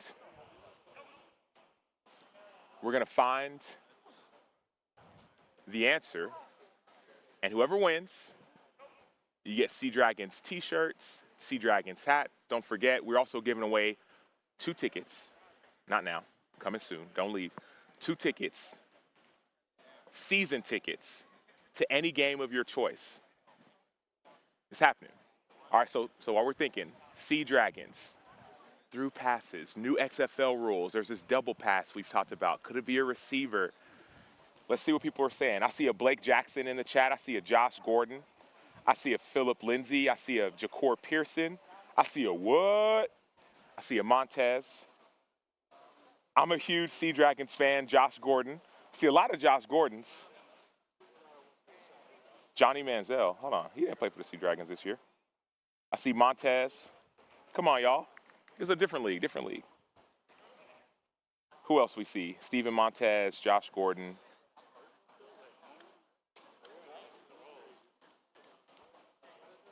We'll have a winner in a moment. I still see some Montezes. Was there? Oh, Cody. Cody was good, man. Cody Latimer's in the chat. Cody was good. We were shouting you out earlier, talking to your coach, T-Buck. He highlighted you as the star of the league. Covering you for me was an honor. I got a chance to do y'all's first game. Cody Latimer's in the chat. Y'all shout out to Cody Latimer, man. NFL, draft pick, XFL, leader, heartbeat of the team. Ask anybody on his team, heartbeat, but also ask anybody in the league. They point to Cody Latimer. Obviously set a lot of records for the league. Let's see what the chat. What up, Cody? Who else is in the chat?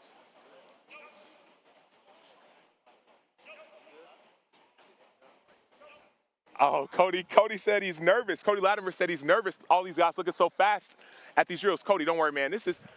Hey, man, these guys are deep. You're a hybrid. Tight end, receiver. I don't know if these guys can really cover you, man. Hey, we're not far. We're at Choctaw. Come through Choctaw, maybe get some one-on-ones, right? I don't know if I could cover you, Cody. Back in my heyday, maybe. I think we might have played against each other, actually. I don't know if I covered you then either. Super Bowl champion Cody Latimer. Y'all still got answers? Are we still thinking Montez? We thinking Gordon? We thinking Pearson? Quarterback? Yeah, we shouting out Cody in the chat. I wonder how you can qualify to play in the XFL. Looks like fun. That's a great question. So there are showcases. There have been 6 showcases. Chat wants to know, how do you qualify for the XFL? There have been 6 showcases so far. Over 1,400 players have tried out. And out of those 1,400, we invited the 200 best here to the XFL Combine. So yesterday had a little over 100. Today have right around 100. Offense, defense. That's one way to get to the XFL. You have all the coaches here. All the scouts, directors of player personnel are here. So that's one way. Obviously, you got to be a good football player. You can't just show up off the couch. All right, so here we go. The winner. Make sure I use the chat function to enter. All right. Oh, wow. I got this one wrong in my head. All right, so the winner of the answer, hats, gear. The answer is Steven Montez. All y'all Josh Gordons, y'all were wrong. And the winner of the Sea Dragons t-shirt and hat is Freddie. Freddie, if you're in the chat, congratulations, Freddie. But also don't forget, if y'all still want gear, you didn't win, go to xflshop.com or just scan the QR code on your screen. 25% off hats and t-shirts. You can still get all the gear that Freddie won. Still get all the gear that guys are purchasing, men and women are purchasing, everybody's purchasing. Just make sure you chat. Make sure you put it in the chat, and the code is live stream. Live stream. So, chat, what y'all want to do now? I know we want to go inside. Congrats, Freddie. Man, that's dope. This chat is kind of dope. Y'all are congratulating Freddie. Good work, Freddie. Y'all, somebody said, Acho, you're doing awesome, but why aren't you wearing them awesome suits? Bruh, it's 100 degrees. Somebody else asked how hot it was. It's 9 a.m. or now it's 10 a.m. It's 100 and some change. So I'm sweating through. I would have sweat through multiple suits. So here's what's going to happen, y'all. So soon we're going to be going inside into the weight room to see some of the drills with Sean Hayes. We're going to hear about that. We'll come back outside to interview more players, talk to more of the guys y'all are asking about. But soon we want to get inside. Mind you, it's 100 degrees. That's part of the reason that it's hot out here. We want to get inside and see more of outside of the running and the sprinting, the triple jump. We talked about the flying 40. We talked about some of the ways you can measure people's speed. We see these L-cone drills, right, where you measure your quickness up and back, up and back. We also are inside, and we're also measuring grip strength. We're measuring bench press, but not just your traditional bench press. They have these force plates, and you'll hear more about it in a second from Sean Hayes, but they measure your max strength, max velocity, max output, and max power. And so what the XFL is trying to do, what we're trying to do with this league is to have new innovation. Some of the old school stuff that you've seen at traditional combines don't actually give people the information that they need. And so talk about innovation, talk about some of the new rules changes, but also we're doing it in the weight room. So I'm going to toss it over to my homie, K.J. Sales, who's in the weight room right now with Sean Hayes. Boom. What's going on? What's going on? I'm in the weight room with Sean Hayes. Sean, talk a little bit about what we're going to be doing, what you're going to put me through, the drills you're going to put me through today, man. Yeah, all right. So right now you're in the weight room, all right? So over the past couple of days, we've been testing our athletes. Same type of stuff we do right here with our XFL players, all right? So the process is this. When we get in here, after we warmed up, we're going to get straight to our grip strength, all right? So what are we looking for here? We're looking for how much force you can put in that grip device, all right? Why is that important? Well, you ever heard of ball security? Oh, right? yeah. Got to have ball security. Important, right? That's yeah, pretty important in the game of football, all right? So we want people that can hold on to the football. Yeah. You talk about getting off blocks, shedding, getting off. Grip strength comes a key factor in this game, all right? So it also has a lot to do with your readiness. Like, are you someone that takes care of their body? And is recovery important to you? Mm-hmm. Well, if it is, your grip strength will be higher. So a lot of insights to grip, all right? So here's how this is going to work. This is our partners with Vol. They got this device, Dynamo. It's really cool, all right? So KJ's locked in the system here. We got your name right here. Mm-hmm. We already know your name, so we Yeah. You know what I mean? You know, we know who you are, all right? So you're locked in. So Coach Dillon right here, he's going to get you squared away. The key thing is right here, KJ, is you want to be at 90 degrees. So we don't want to be gripping out here, arm away. Get that elbow in tight, 90. And when you're good to go, when Dillon says good, you squeeze that thing as hard as you can. Squeeze. Let out. We're going to do 2 reps. Take a deep breath, reset, squeeze again. After right side, we'll go left side. All right, so let's see what they got. All right. We're thinking 700s here, right? I just hold it out like this?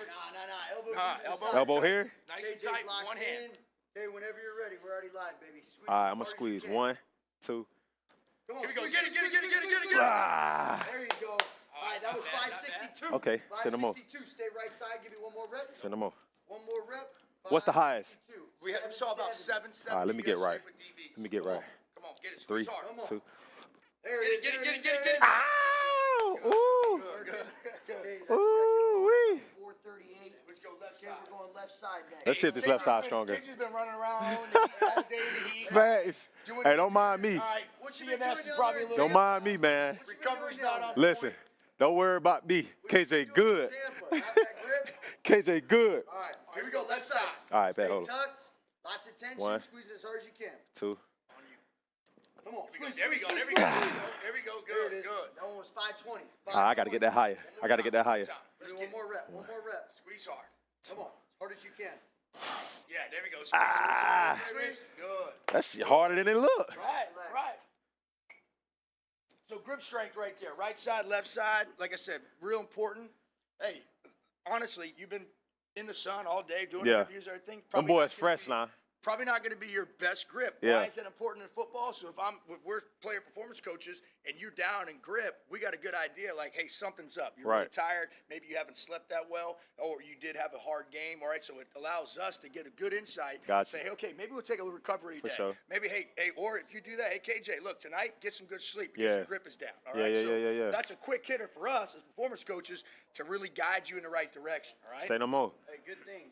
He's pretty symmetrical. So right here, we're looking at the results. So these are numbers right here? Yep. Left side was 520. Right side was 562. Only a 7.5 difference, though, between the left and the right. What does that mean? So that means you're symmetrical. That's good. If we start to see greater than 10%, that means you have an imbalance. that might be something we want to focus on to help reduce injury. So if you're imbalanced, that kind of tells you if you can get injured, the possibility of injury. We have a greater risk if you're imbalanced. Might be something going on in your shoulder. Let's say you tackle with your left Now, shoulder. that's unique. There might be something going on here. We got to take care of that, get that back to good. Nah, for sure. So, For all right, sure. so then the next test we're going to Put me through it, man. We're going to get our jumps, all right? So this is like what everyone's raving about right here. Is these plates right here. Again, our partners with balls have our force decks here. For sure. These things are going to tell us a lot of information. We're really focusing on 4 things, all right? We want to break it down to jump height. That's important. We all know what that means, right? How high you can jump. But we want to look at how much force you put in those plates. So we're talking concentric impulse. We're just going to call that what's your lower body strength, all right? So think of that as your strength number, force. And then we want to do quick twitch. So it's going to be, that's your RSI. We're calling that quick twitch. That's how much time you're in the air divided by how much time it took you to jump, right? So why is that important? Well, you play DB, right? Yep. Quick twitch, probably pretty important. I just got to stick my foot in the ground. I got to react to the ball. I got to make a play on that ball before the receiver makes the play, right? So if I'm a scout, if I'm a coach, and I'm Reggie Barlow, and I want the next KJ Sales, hey, I need a guy that has quick twitch. I want a guy that reacts quick. So that RSI is going to be real important, all right? So we want a high number on that. And then the last one we're looking at is pound for pound power, right? So you're not the biggest guy, right? Facts. No. Never been. But never been. We can compare you to everybody else taking your power divided by your weight, okay? So we can get a relative pound for pound power. So we're looking at those 4 things. So when we get on these plates, we're going hands on hips, we're jumping high, but we're jumping fast. So why does the hands have to be on my hips?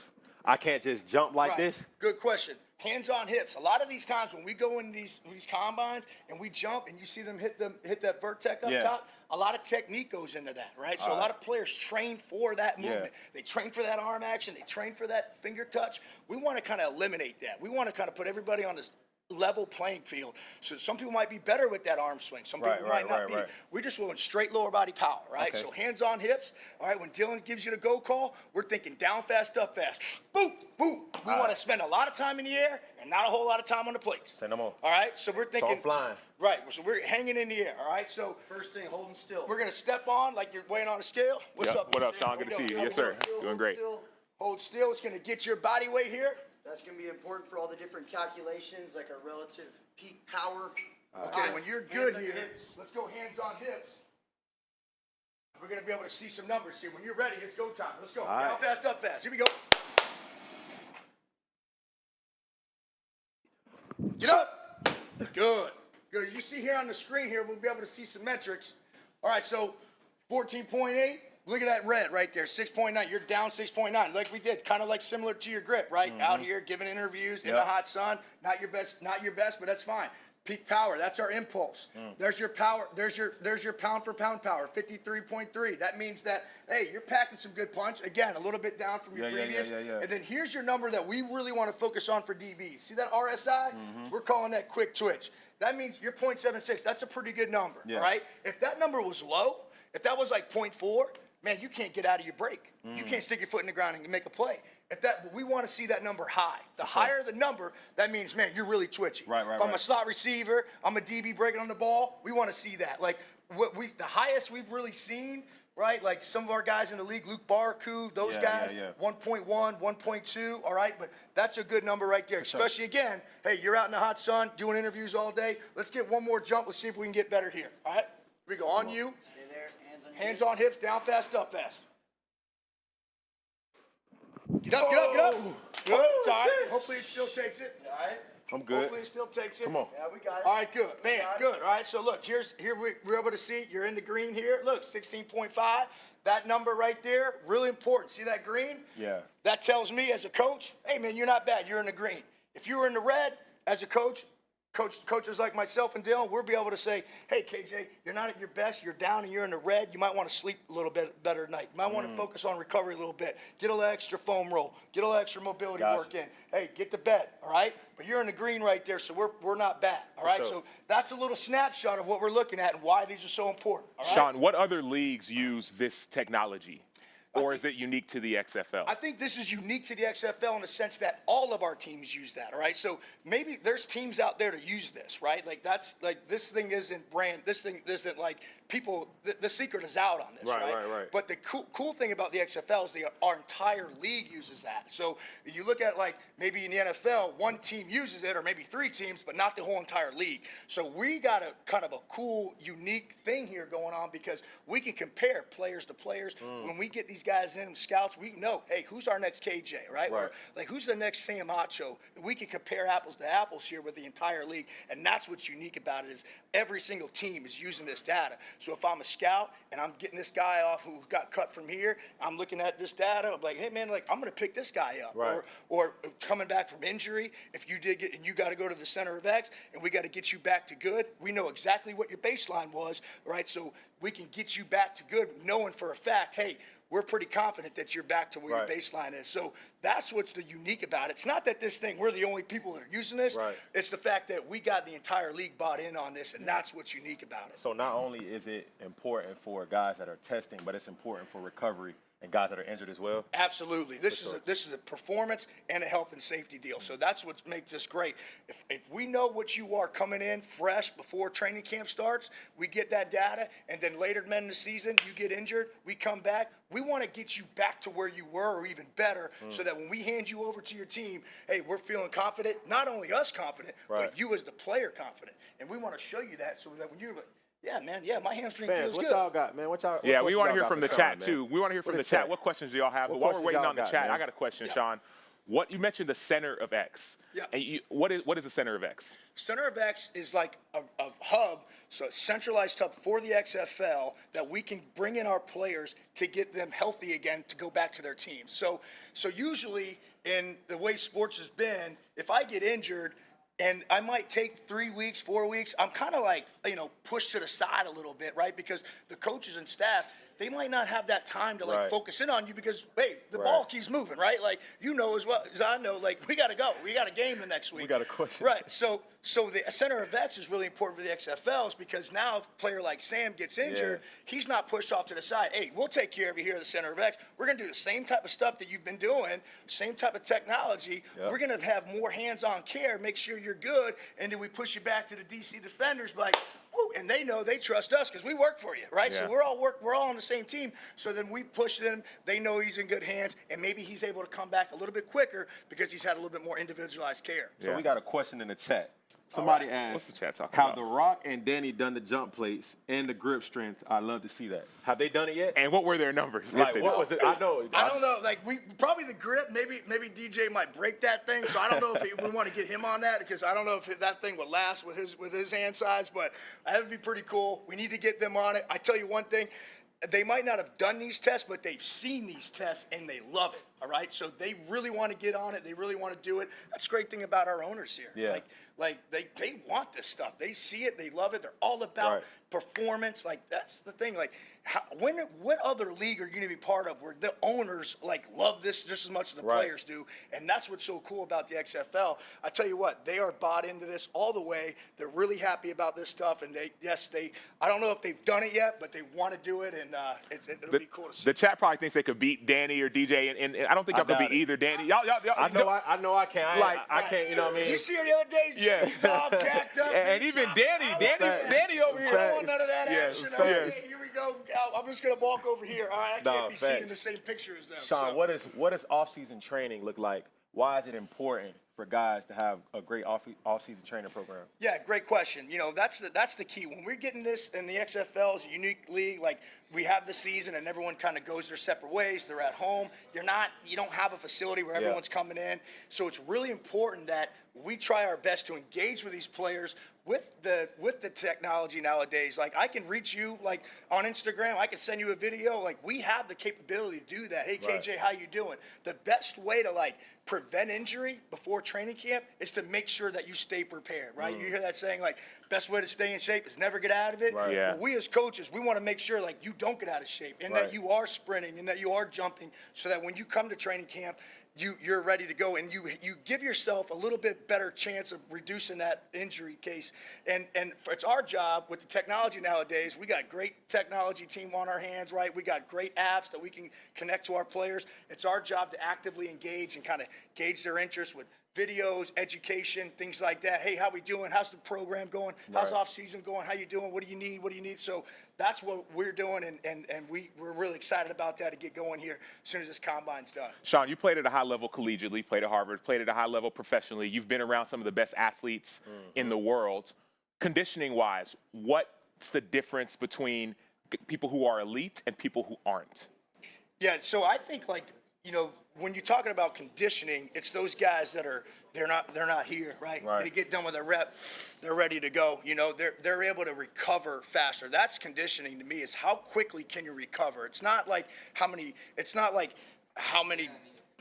brutal workouts you can do. It's like, can you do that brutal rep or those sprints and those runs and then look like you haven't done it yet, you know? So it's, and then how can we measure that? Well, we can measure that with our player workload. We can measure that with, hey, your heart rate and things like that. Catapult comes into play there. So it's really just those guys, when I know they're confident that, hey, it's like I haven't even done it yet. You know, I'm still talking to you. And that's that key is your heart rate's going to get high, right? Like, hey, football's a hard game. When I sprint, heart rate's going to go up. But can we get that heart rate down quickly? And that's the key. Like, we play these games, hey, quick play clock in the XFL, right? So can we get that heart rate down within that 30 seconds before that ball snapped again? That's where like the elite conditioning level comes in. So it's that controlling that heart rate. A lot of it comes down to breathing, but hey, a lot of it comes down to getting out in there and staying in shape. But best way to get in shape, don't get out of it. I love that.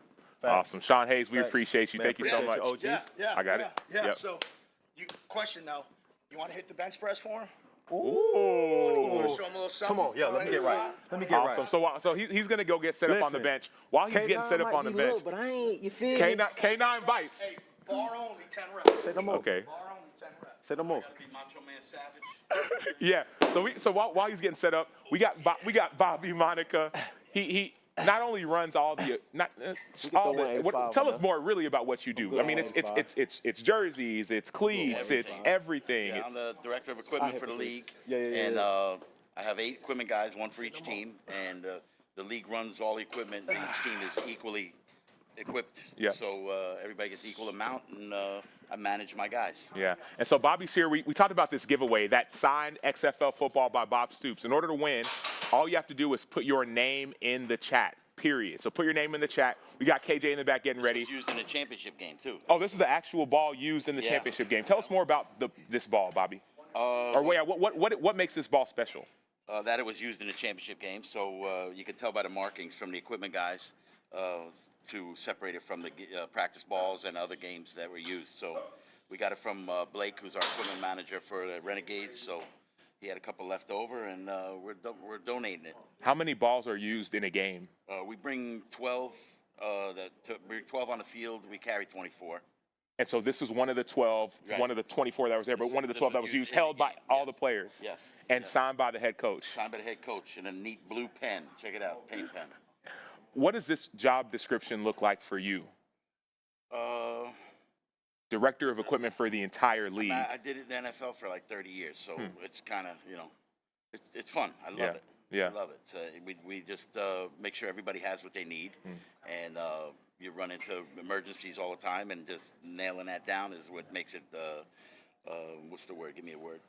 Makes it fun, makes it exciting? Well, fun, yeah, but satisfactory. Getting stuff done. Yeah. What are some of those emergencies? So I've had equipment managers, and what is one of the emergencies that you've had, maybe that behind the scenes the chat wants to know about? Well, maybe sometimes you got an interview asking you questions that you don't know the answer for, and you got to come up with something. But somebody they get a guy at the last minute. You got to put a name on the back of the jersey. Yeah. So we have a seamstress that works full time, knocking those out. Some team needs the cold weather gear, going there with gloves and stuff like that. But we try to prepare, so we're not running into any of those. So the less of that we have, the better job we're doing. How many washing machines have you broken? None. I don't break them; they break themselves. Oh wow! Down, But we have a laundry service for the other teams because there's no laundry at the facilities except for here. So sometimes they go down, man. They get worked. Yeah. So do we have a winner? If you type your name in the chat. Oh, we got one question. What was the most challenging thing about year one? The chat wanted to know, what was the most challenging thing to procure in year one? Year one meaning last year, or year one meaning 2020? Year one meaning Texas Pete. What you mean? Last year? Texas Pete means last year. Year one meaning last year. The most difficult item to procure. To procure? Yeah. The gear came in. It had to be embellished locally, so it was coming in spurts from Under Armour and from China or whatever, wherever they make it, and then we had to do that. But I would say getting the names and numbers on the back of the jerseys, because they come blank.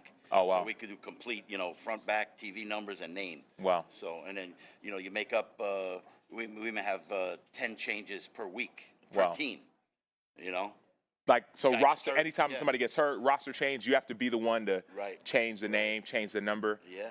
Wow. Yeah, make up new ones. Yeah, that was probably it, the jerseys. Wow, that's awesome. So guys, put your name in the chat if you want to win. I see a couple names in there already. Does the chat have any other questions for Bobby? Bobby, let's see. First time I met Bobby, we were having to put wide receiver gloves on mannequins for the uniform reveal. That was a challenge. Was that a challenge? Yeah, because the hands don't move. Was that in Vegas? Dylan Mooney, the chat wants to know. Yeah, that was in Vegas. That was in Vegas. Yeah. He says, I don't know why that was a challenge. Why was that a challenge is what they're asking. Putting gloves on mannequins. Why was that a challenge? Because when you put on a glove, and you're working your hand in there, these things were plastic, you know what I mean? So it didn't move, we're sliding it up, and the hand would fall off, or the arm would come out of the socket, It was fun. I did it before. It wasn't the first time, so it was cool. I love it. Well, we got a winner. So the winner of the signed Renegade Championship ball. You want to announce it, Bob? You want me to announce it? You get paid to announce it. I get paid to announce. So it's Gregory Malone. So Gregory Malone, we're going to get you the signed game-used XFL Championship ball signed by Bob Stoops. Thank you so much to Bobby Monica, directing all of the equipment, putting gloves on mannequins. Oh, there's a chip in here, too. So if I see it on eBay, I'll know. Oh, are you being real? Tell Gregory. Yeah. Hey, Gregory, you heard that? There's a chip in the ball. If he finds it on eBay, Bobby will track it down. I'm just kidding. We don't want that. Awesome. Thanks so much, Bobby. All right, man. Awesome. Appreciate you. Awesome.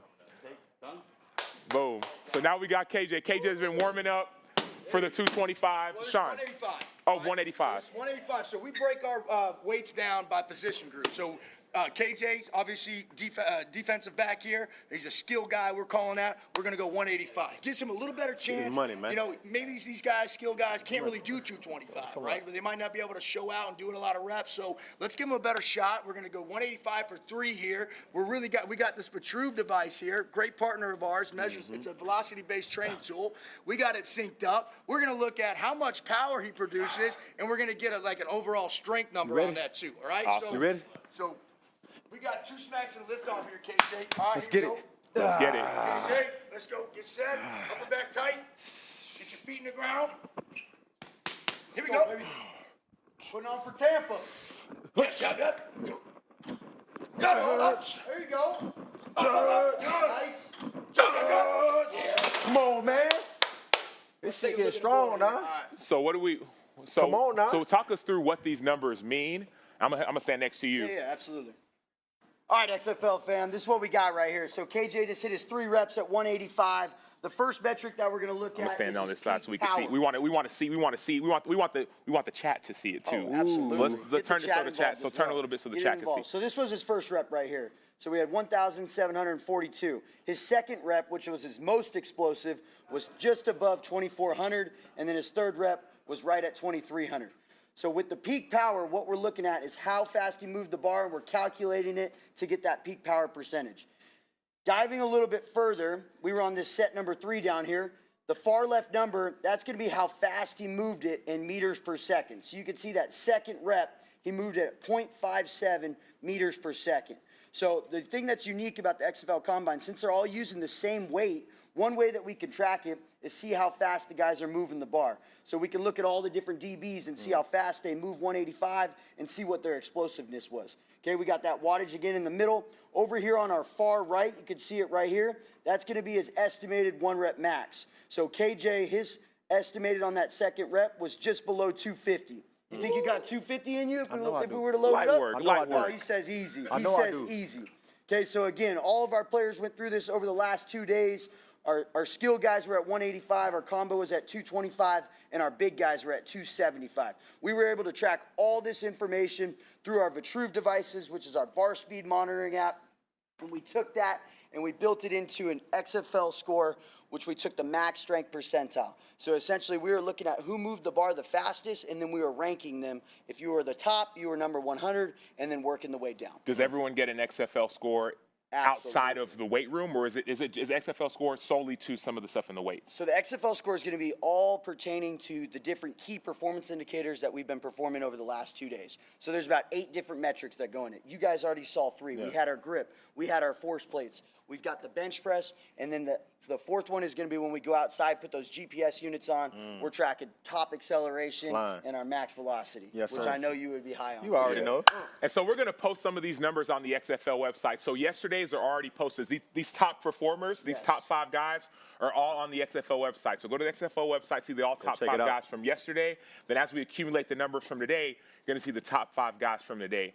Last thing before, because we're about to go back outside. We're going to show y'all some drills, but I did a little research on my own. I saw you guys doing some drills yourselves. There we go. Okay.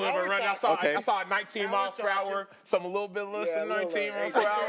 Hey, what about the bench, though? Hey, but I know they saw the bench press. I know they saw that one. Do you look at some of the numbers of the athletes and say, you know what, I might have something in me as well, or actually that's my question. When you look at their numbers, what do you see? Oh, absolutely. So the number one thing, Coach Hayes and I, we're always practicing what we preach. Yeah. So everything that we're going to put the athletes through, we want to make sure that we're doing ourselves. One, we want to make sure that we're safe with them, but 2, it helps keep us competitive. Him and I are always competing against each other, but we love to go back and look at the data from what our players are doing and what they're putting out and seeing how we match up against them. So from a grip standpoint, Coach Hayes and I, we're right there at about 600 to 700. The highest that we've seen throughout last season, throughout our testing, was upwards of 1,000, which is impressive. Was that D lineman, O lineman? Yeah, that was some of our big guys. But believe it or not, we did have a skill guy yesterday that hit 770, which is very impressive. Wow. So that's awesome. Talk about competing, man. This is what it's all about. I played this game since I was 6 years old. Like being around you guys, you're younger, you're hungry. I see a lot of myself in that, you know what I mean? Like wanting to be in some part of this league and still playing. Like this is a way for us to still compete. Like, hey, I put my pads are away, right? Yeah. My time is done, but I can still compete and I can still try to like keep up with these guys, and that keeps me younger and that keeps me like sharp in my tools. Like Dylan said, like practice what we preach. Like I'm a lot better. I have a way better chance of explaining this to you if I do it myself and I do it in my own training. So like for me, you talk about, hey, you got a 19 yesterday. Like okay, like how do I get to 20? Well, I got to work on. I got to get my hamstring strength stronger. I got to do more sprinting, right? So like maybe I do get a 20. I got to work on arm action. How do I get my bench press to beat him? Well, yeah, I got to start pushing the bench press a little bit more. So it's just a way talking about player development. How do I get better in these? You do it yourself. Now you got a whole lot better chance of like telling players, how do they do it? That's what I do it for. Compete, and then it just makes yourself better all around. Sure. It trickles down. You do it yourself, and then it trickles down to everybody else. That's awesome. Well, Sean, Dylan, thank y'all so much for showing us the weight room. You already know it. Thank you guys. Awesome. Appreciate you guys. You guys are always awesome. welcome. Thanks so much. Most awesome. definitely. So, chat. Enjoy these drills for a second. We're going to show y'all some drills. We're going to get back outside. I might get on this bench a little bit later on. I don't know. Later on. I don't want to get embarrassed. But we're going outside. We'll see y'all outside in just a minute or two.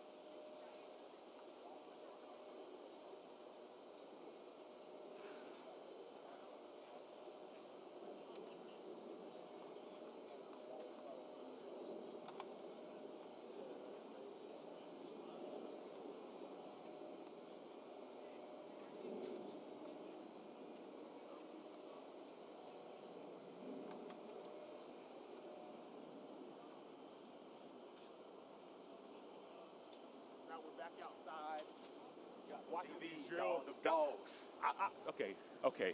What makes the DB special? Because we've seen the linebackers work. What makes the DB special? I mean, the swagger, man.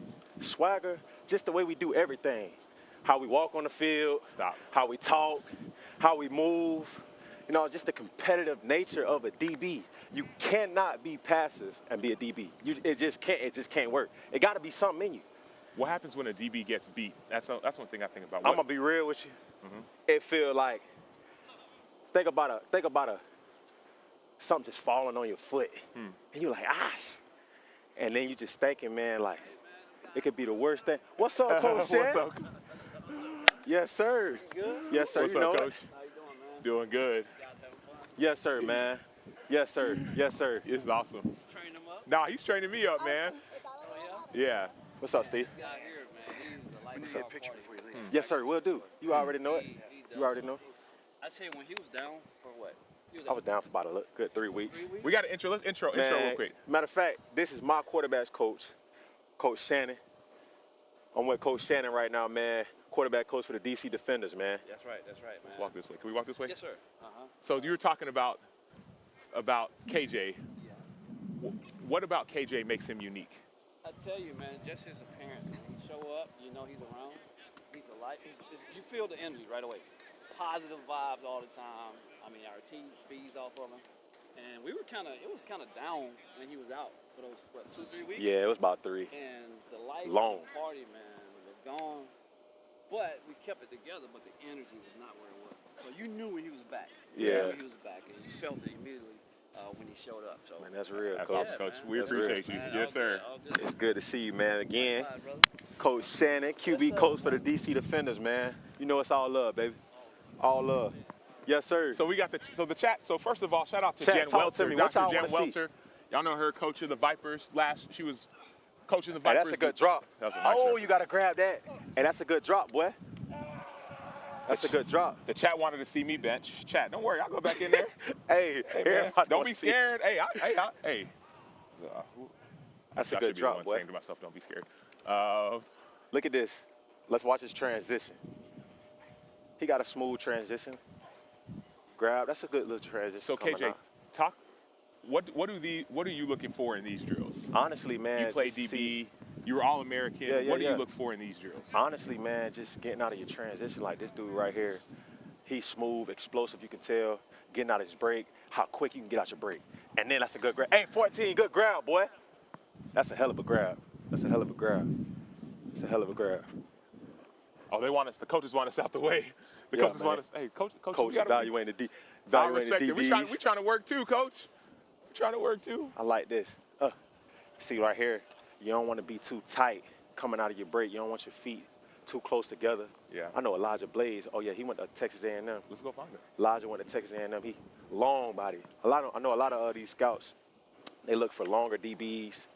You know, DBs that are taller. Nowadays. But the chat wants to know from you, how does crowd noise affect your play? To be honest, it doesn't. It can affect you, but it doesn't. It doesn't really. To me, it doesn't really affect me. Yeah. Because we feed off of that crowd noise. Yeah. I'm on defense, so as a defensive player, crowd noise really. We control the crowd. Yeah. So if they don't make any plays, it's not gonna affect you as much. Yeah. Eli, what's up, boy? What's happening, man? Boy, you out here in your thing, boy. What's happening, man? What's up? What you talk to me, man? What's up, man?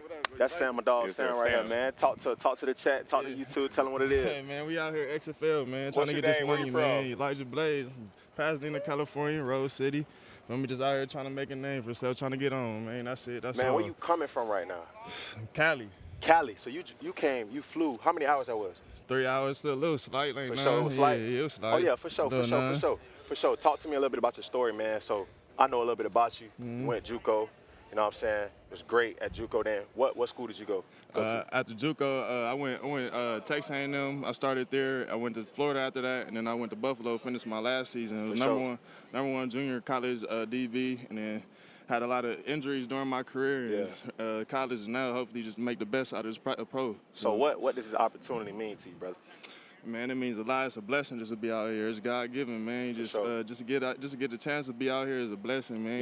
Yeah. We love ball. We out here, Facts. man. Like earlier, you don't even know I was watching your video already earlier. knowing. You feel me? Oh, for sure, man. I appreciate that, brother. You already know. I You're watching this video from DC? Yeah, DC. Yeah, when you was locker room and You all already that. know. Yeah, so, Yeah, for you sure, love man. ball, man. What did you see when you watched that? What were you looking for?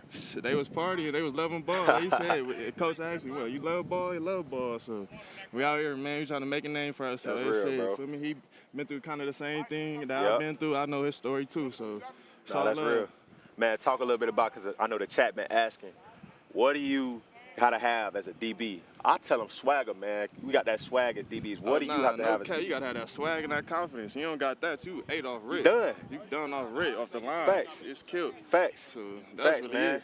I'm looking forward to this for you, bro. You know what I'm saying? Hopefully you're on my team, bro. You know what I'm saying? Hopefully you're on my team. Now I got you. Do your thing, bro. We gonna be watching.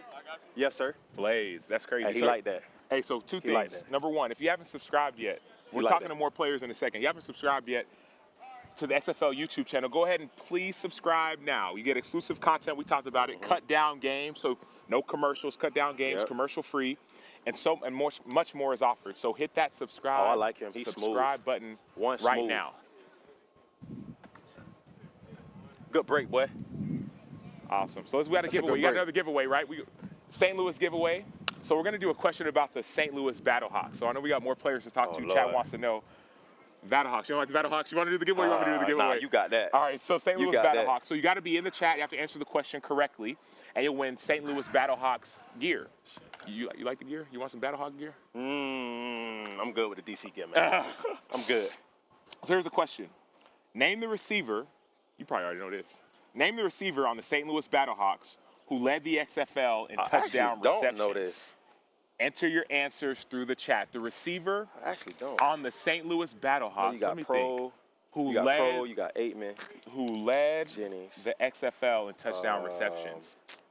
Ooh, that's a great question. Shepard.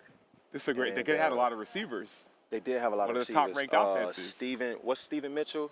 Yeah, all those guys. Had all those guys. You haven't even named one of them. And one of them, a lot of those guys are in the league right now. One of those guys. Hakeem Butler. I'm just saying. You got I'm him. just saying a lot of names. A lot of names. Everybody in the chat. I think- George Campbell. Man, you know all that. So you got the scouting report. Oh yeah, I had to. Somebody put AJ Brown. They look look similar as far as height and ability. AJ Brown. Numbers. Look just like AJ Brown. 88. I see a lot of 88. See Austin Prohl in there. Pro. Shout out to Pro, man. Shout out to Coach Ricky Pro, his dad, man. Yeah. Ricky Pro, man. I Caught love that Coach Rick. touchdown in that championship game. They said, uh-oh, here come the Battlehawks fans. Here we go. Boom. I see the chat. I see y'all subscribe. Make sure. Keep on subscribing. We got a winner? I mean, a lot of them. We don't have a winner yet. So remember, the receiver. We just named about 8 of them. This season tickets now. Oh yeah, this Season one for season tickets. Later on, we're gonna give away season tickets. Any team of your choice. If you're a Battlehawks fan, Battlehawks season tickets. If you're a Defenders fan, Defender season tickets. No matter what team you are, you get 2 tickets for the entire season. That giveaway is coming soon. But for now, Battlehawks gear for the Battlehawks question. For sure. We named about 7, 8 receivers. But at least 7, 8. All of them had stats, crazy definitely. stats. But we're looking for the one who led the league in touchdown receptions. Answer your questions through the chat. They had We're some waiting on matchup answers. nightmares, man. What was the hardest part about playing St. Louis? Just first of all, they're just the top down. Coach Anthony Beck, man, he's a great coach. He actually lives in the Tampa area, but the top down, man, just how they ran the ball. They had a good running game. Yeah. Good old line, and they were able to play action. But they had some matchup nightmares, bro. I know Hakeem Butler, he was a matchup nightmare. You got Aitman, then you got Austin Prohl in the slide, Steven Mitchell in the slide, and you got Gary Jennings lining up everywhere. So 23 miles per hour speed. Yeah, man. Yeah, they had a good team this year, man. Yeah. Had a All right, good so team we this year. got a winner. I think not almost everyone in the chat knew the answer. So if y'all wrote this, y'all got it right.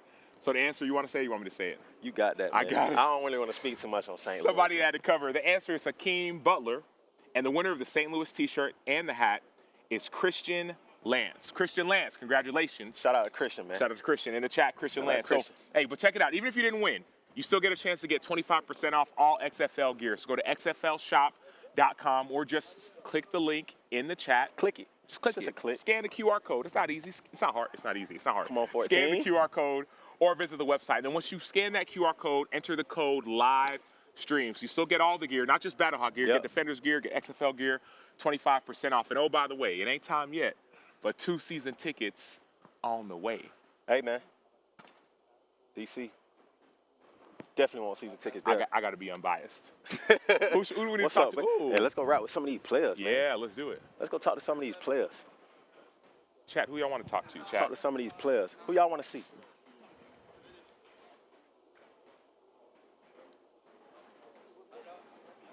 Let's see. Yeah. Oh. Chat, who do y'all want to talk to? Chat. Trey. What's up, gang? Yo, what's good? Good, baby. Awesome. Hey, so. What's up, brother? Yeah, I My got boy you. I got got the you. Tar Heel gloves Yes, sir. on. What's up, brother? You good? So the chat's been Good to asking see you, about man. Cam We'll come Harrell. right with you.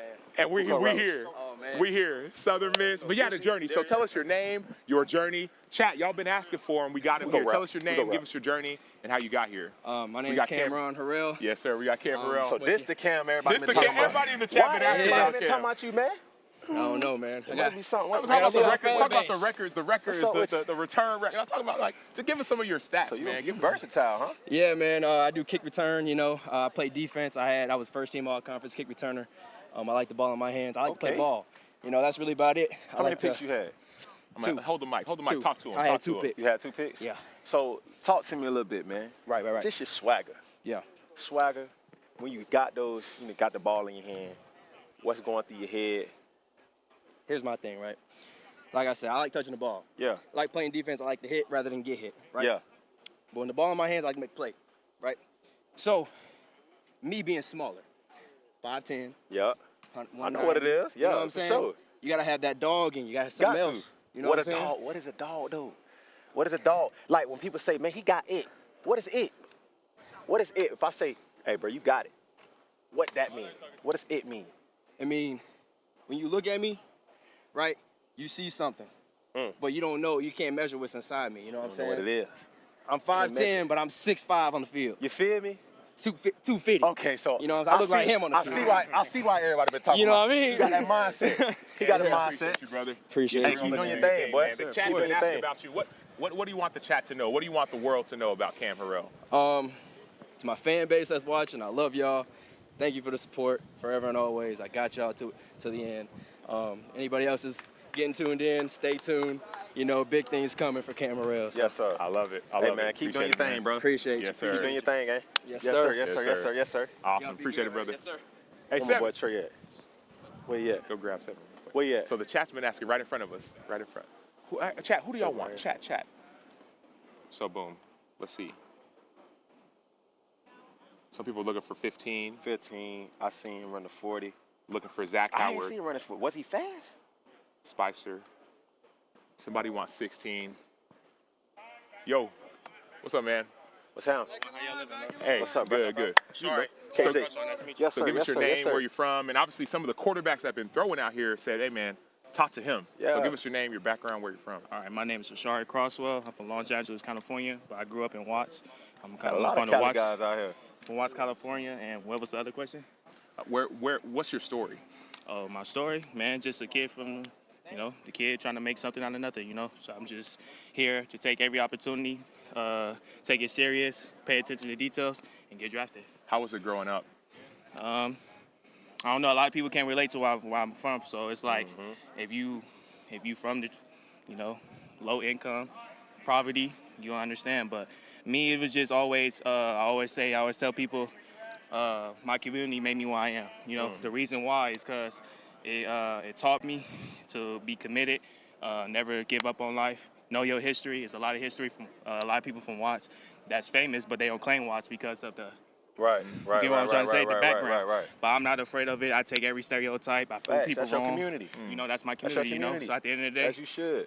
At the end of the day, I feel like wherever you from, just rep it at your best and put your city on the map, man. You're going to get... Bro, what makes your game special, bro? Because I've been hearing everybody want to ask, where is 7, where is 7? What about your game makes people want to watch you? Not too long ago, I said the eye in the sky don't lie. You know, I feel like just put on my film, it'll tell you what my game is. What's so special about me is I take every down serious. You know, so it's just like I pay attention to details. As a safety, you gotta be vocal. You gotta be the most vocal dude on there, and you see everything. So it's like when you're the last person, you gotta it's gonna come down to a point where you gotta make a open field tackle. For sure. All types of stuff. So you just gotta You scared to tackle? Hell no, I ain't scared to tackle. That's what I like to hear. Not at all. That's what I like to hear. My favorite, all-time favorite safety before Troy Polamalu, after Troy Polamalu is Sean Taylor. Taylor. So that's all Florida great, man. Yeah, that's all I really be watching. I watch him, try to pick up some games, put some of his skill set in mine, you know, add some of the stuff I seen to him into my little toolbox. Yeah. And man, I love to learn. I'm a coachable dude, so I love to be. Facts. You know what I'm trying to say, you know? So yeah, that's just me, bro. Hey, Sam, honestly. another question too, man. Yeah. It's a controversial question, but Florida, Texas, Cali, who got the best athletes? Because I know I'm from Florida. I know how we coming. I'm a Texas boy. Everybody know how we coming. Well, yeah, y'all answer. Me, I'm Cali. So it's like, but don't get me wrong, bro. It's some dogs in Florida. It's dogs in Texas. It's dogs everywhere. Dogs, man. You get what I'm saying? I respect y'all boys, though. But shout out to Florida, though. I'll never shout forget. Shout out to Fremp, man. Yeah, shout out to Fremp, too. That's my shout dog. out to Fremp. But I never forget I seen him hand on. Like, I seen him, like, one-on-one. So rest in peace to that guy, Sam Bruce. I seen him one-on-one. Shout out Sam Bergini, man. That boy is a dog. Sam Bergini, Florida legend, man. For real. Like, yes, I seen him live, man. You already know how Florida get when they turned up. Facts. They get to they start doing all that, hitting the backflips on us, and they was doing it up. I ain't gonna lie, that made me want to be from Florida after that. That shit was hard. Everybody want to be from Florida. That shit was hard. Hey, we love adopting people, man. So yeah, come that on, shit get hard, right. bro. Shout out to Florida though, for sure. Shout out to my good peoples from Florida. You feel me? Yeah. Patrick Surtain, Marco Wilson. My boy, it's a let's go on and on, For but sure, they're my man. guys for sure. So shout out to It's them. all love, baby. For real. Hey, good talking to you, Appreciate man. you, man. Keep doing your thing, bro. I'm Much looking love, forward to man. watching you, bro. Much love, man. I'm gonna see y'all soon. Hopefully I get drafted. But For sure. Yeah. The chat wants to know, is there a team you want to play for? Secretly, a team you secretly want to play for? To be honest with you, I don't mind. I just want to get picked up. I feel like I'm an X factor, so wherever team I go to, it's an opportunity for me to just get better and show my skill set. That's real. Appreciate you, real. bro. Appreciate it, gang. Yes, sir. Yes, sir. Love, man. Yes, sir. Yes, sir. Look, you already know. Hold on, I found her. Hold on, I found her. Come here. Come on. Let's sneak up on her real quick. Okay. Boom. That's where the magic happens. Yeah. Tell them what you're doing. What are you doing So right we need your background. So you want to do the intro? How you want it? All right, I can just go right into it. Okay. I mean, it's my job, right? Yes. Hi, guys. The GOAT. I'm Eve. I'm your director of social media here for the XFL and all the teams. Pretty wild. This is the first live stream we've done like this, right? Yeah, It's yeah, amazing. yeah. It's amazing. Yeah. For sure. Crazy. But yeah, I mean, what we're doing here is just honestly giving you guys the access that you asked for, right? This is fan first. It's all about what's happening on the field and bringing it to you guys at home, whether you're on Instagram or Facebook or here on YouTube. That's really what we want to be doing. And we're doing it. Facts. How'd you get this opportunity, Eve? Oh my gosh. Talk about dreams and opportunity. How'd you get this? It's a great story. I actually have been doing social media since before social media was really a thing, and I just printed a little trifold brochure out of college, went to businesses, go Buffs, Boulder, went to businesses Shout in out to downtown. Prime Yeah, there you Time. go. Coach Ron. Yeah. But I walked around to businesses in Boulder and was like, hey, have you heard of Instagram? Yeah. You probably should have one. Let's do it. And so that was about 10 years ago, and I just kept doing it, moved to San Francisco, see what I could do there. I've been working in sports my whole life. I'm an athlete, and so now to be able to come here and change it up for the XFL, make it different, and again, just showcase these guys and the opportunity that they're pushing for, right? It's all about what they are doing, their journey, what they're doing on and off the field. We've got musicians, we've got rappers, we've got guys with clothing brands, right? And that's my job here at the XFL, is to make sure we're telling their stories, making sure that they're getting the opportunity again on digital and on the field. Yeah.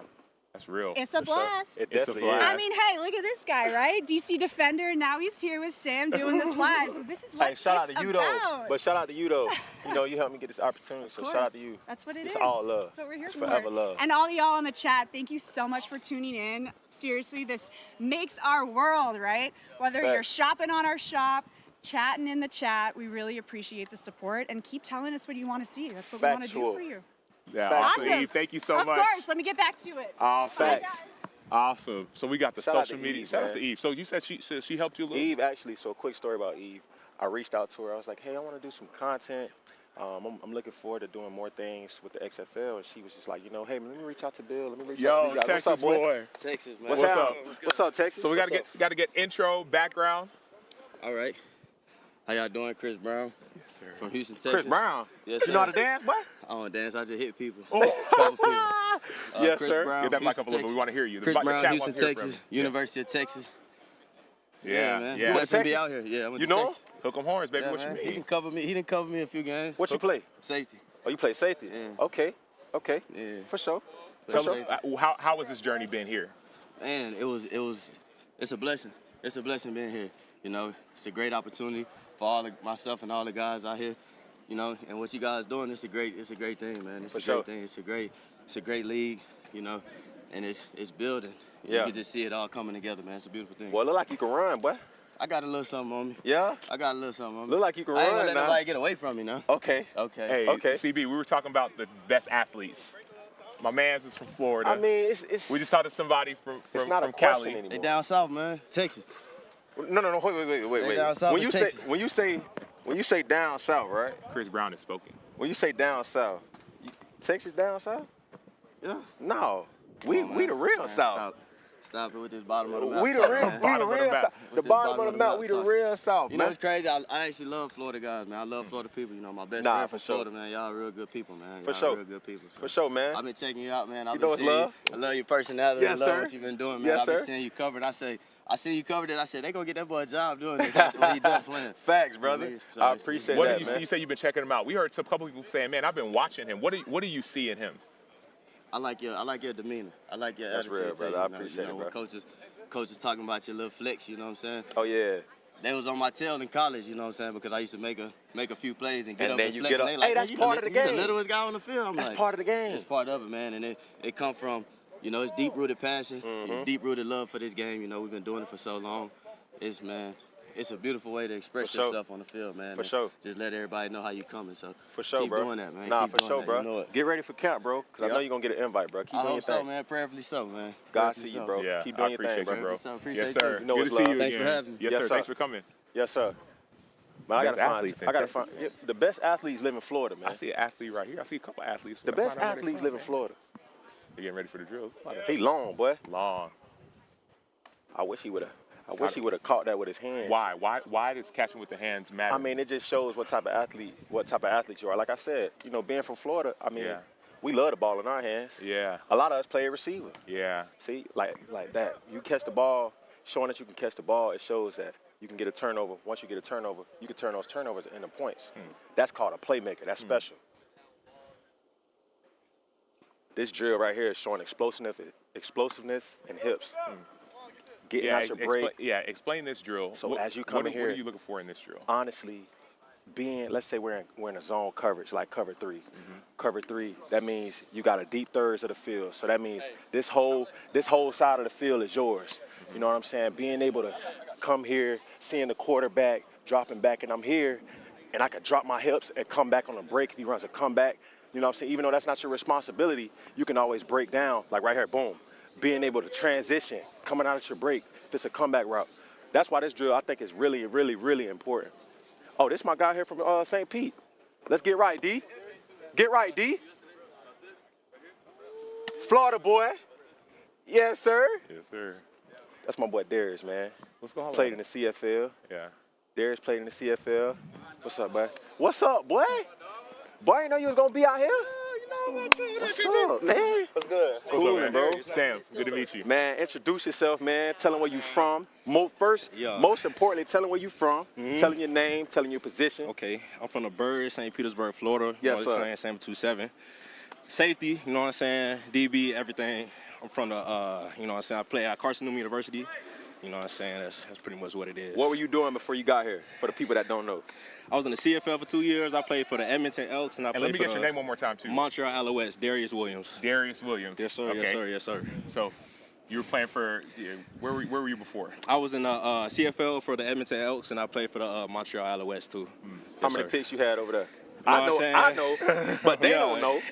Last, I know. Last season, I ain't played a full season. I played a couple games, had 2 picks. Pretty much started 3 games, 2 picks. You know what I'm saying? Something slight. Started 3 games, 2 picks. He talking about that slight. Yeah, That's yeah, unreal. yeah, you know 3 what I'm saying? games, 2 Yeah, picks. ain't That means you making a play in every game, man. You feel me? Ain't nothing too crazy. You know Facts. what I'm saying? Facts. Mhm. Facts. Man, I'm proud of you, brother. Nah, I'm for proud sure. of you, man, coming out here showing, your versatility. Like we just showed you in the drill, man. You getting in and out of your breaks. You know what I'm saying? I think that's Smooth, real you know, important. You know, we from the crib. You know how we do. You we already gotta, know. We got to get in and out of them breaks. For sure. You already know, brother. Yeah, Keep yeah. doing your thing, man. Yes, sir. I'm proud of you, bro. Darius, Yes, sir. appreciate you. What's up? Appreciate you saying Yes, sir. From the bird. From the bird. I mean, it's a lot. It's All the Florida. way from the bird. It's a Florida thing. It's some talent in Florida. A Some lot of in Florida. talent. Come on, Sam. Give us some credit, man. Give Yeah, us it looks some like credit, they're man. finishing up, but I don't think we all finished. I don't think we're all finished. I think we got one more giveaway. What we got? We got one more giveaway. What we I think got, I showed the card to the chat. My bad. What we got? So we've been teasing this the last couple days. What we got? Season tickets. Season tickets. Team of your choice. We got a winner. The pair of 2024 season tickets. Shout out to you, man. The winner is Mark Vidal. Shout out to you, baby. Or Vidale. Mark Vidal. Or he chose the Orlando Guardians season ticket. So Hey, T-Buck can't go was wrong. here earlier. Shout out T-Buck. T-Buck did something. So Mark, congratulations on winning those Congrats, season man. tickets. 2 tickets. Who can't bring KJ? KJ will You be on can't the bring field. me because I'm gonna be on the I'm gonna be field. up So I in the mean, booth. Find a friend. Bring somebody. Season tickets. Facts. Congrats, Brody. That's awesome. Oh man, it's a great showcase, man.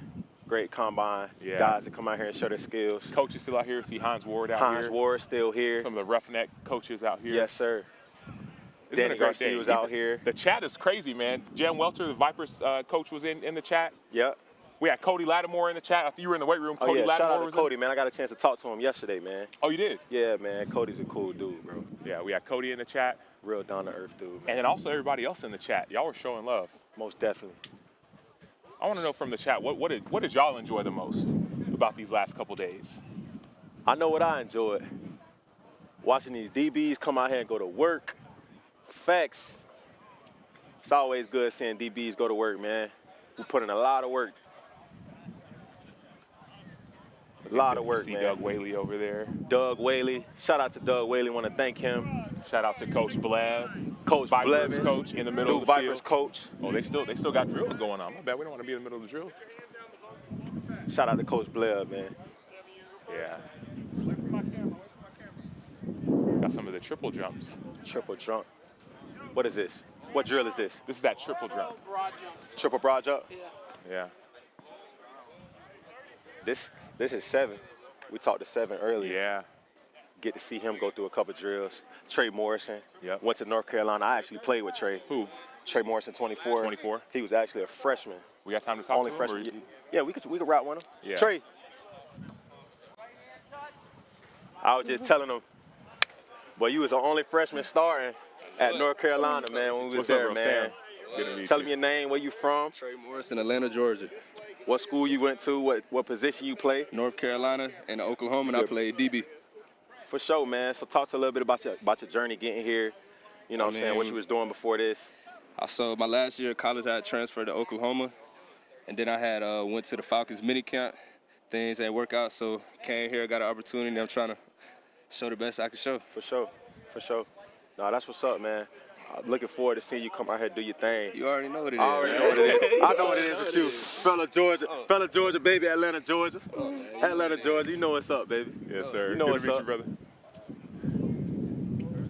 So this What's is the this drill triple right broad jump. So this drill, we didn't have somebody walk us through, but I could talk about it right Coach, here. what kind of drill this is, Coach? Yeah. What they gonna be doing in this drill? Yeah. Yeah. Continuous jumps, broad jumps to test explosion. Turn around for us, Coach. We right here with it. Yep. Yes, sir. Give us your name, background. And So, my name's Charlie Pepper, former NFL player, former NFL scout. What you see here is the broad triple jump. The triple broad jump. Yeah. It's the test explosion. They like to do this versus just a standing broad jump to kind of see how explosive they can get consecutively. It's more performance-based. So that's kind of what you see these guys are going to take from a standing still position, squared position. They're going to explode out and continuously jump 2 more times, and they'll take the total distance, and that'll be their score. Why is this drill so important? What makes this drill important? I think it's more functional than a standing broad jump. You know, rarely are you just standing still and just jumping out one time. Versus in the football field, you might be exploding, movement-wise more than once and continuously. So I think they think it's a better marker of explosion than just a standing broad jump. Pep, you had a long NFL career. Now you've been scouting. And then what are you looking for here? So here we're looking for guys. First and foremost, we're looking for people who want to compete. We're looking for measurables, and we're looking for just athletic ability, good numbers, speed, good movement skills, and position drills. And ultimately, film is what's going to be the end all, be all, the say all. So that's kind of what we're looking for. But right here, this is kind of the first screening process to see who can move. Body type guys, just kind of get eyes on guys, see what they look like, their length and whatnot, and see how they compete and how they hold up, see their conditioning. For sure. Well, we'll let you get back to work. All right, but awesome. Yes, sir. Yes, sir. You already know, man. In this heat, I don't know how you stay cool, baby. Finna watch this dude. Yeah, let's watch this drill. Oh, they got the 3-cone here, too. Oh, yeah. We talked about this drill 3-cone. earlier. Got the 3-cone here. Triple broad jump here. So the 3-cone drill tests your bend. 1-2 touch, 1-2 touch, going around, and you want to bend. So That's I ran good, this drill at the NFL Combine, right? You see that cone fell down, so that won't count. But the boy ran a 6'6'9" 3-cone drill. Who? Your boy. You did? Your boy. Nah. Yeah. At what weight? 260, 258. Boy, what? You were Combine blazing. record, bro. No. God is faithful. God is faithful. Yeah, but I mean, it was like, and I peaked at the right time. Training matters, and you think about all the training all these players are doing. For sure. Sometimes you only test on this one day, or maybe if you went to one of the different regional combines. So all you have to do is peak at the right time. And so let's see what they got here. Got to stay low. Good drive out. Oh, he slipped. That's going to cost him. Yeah.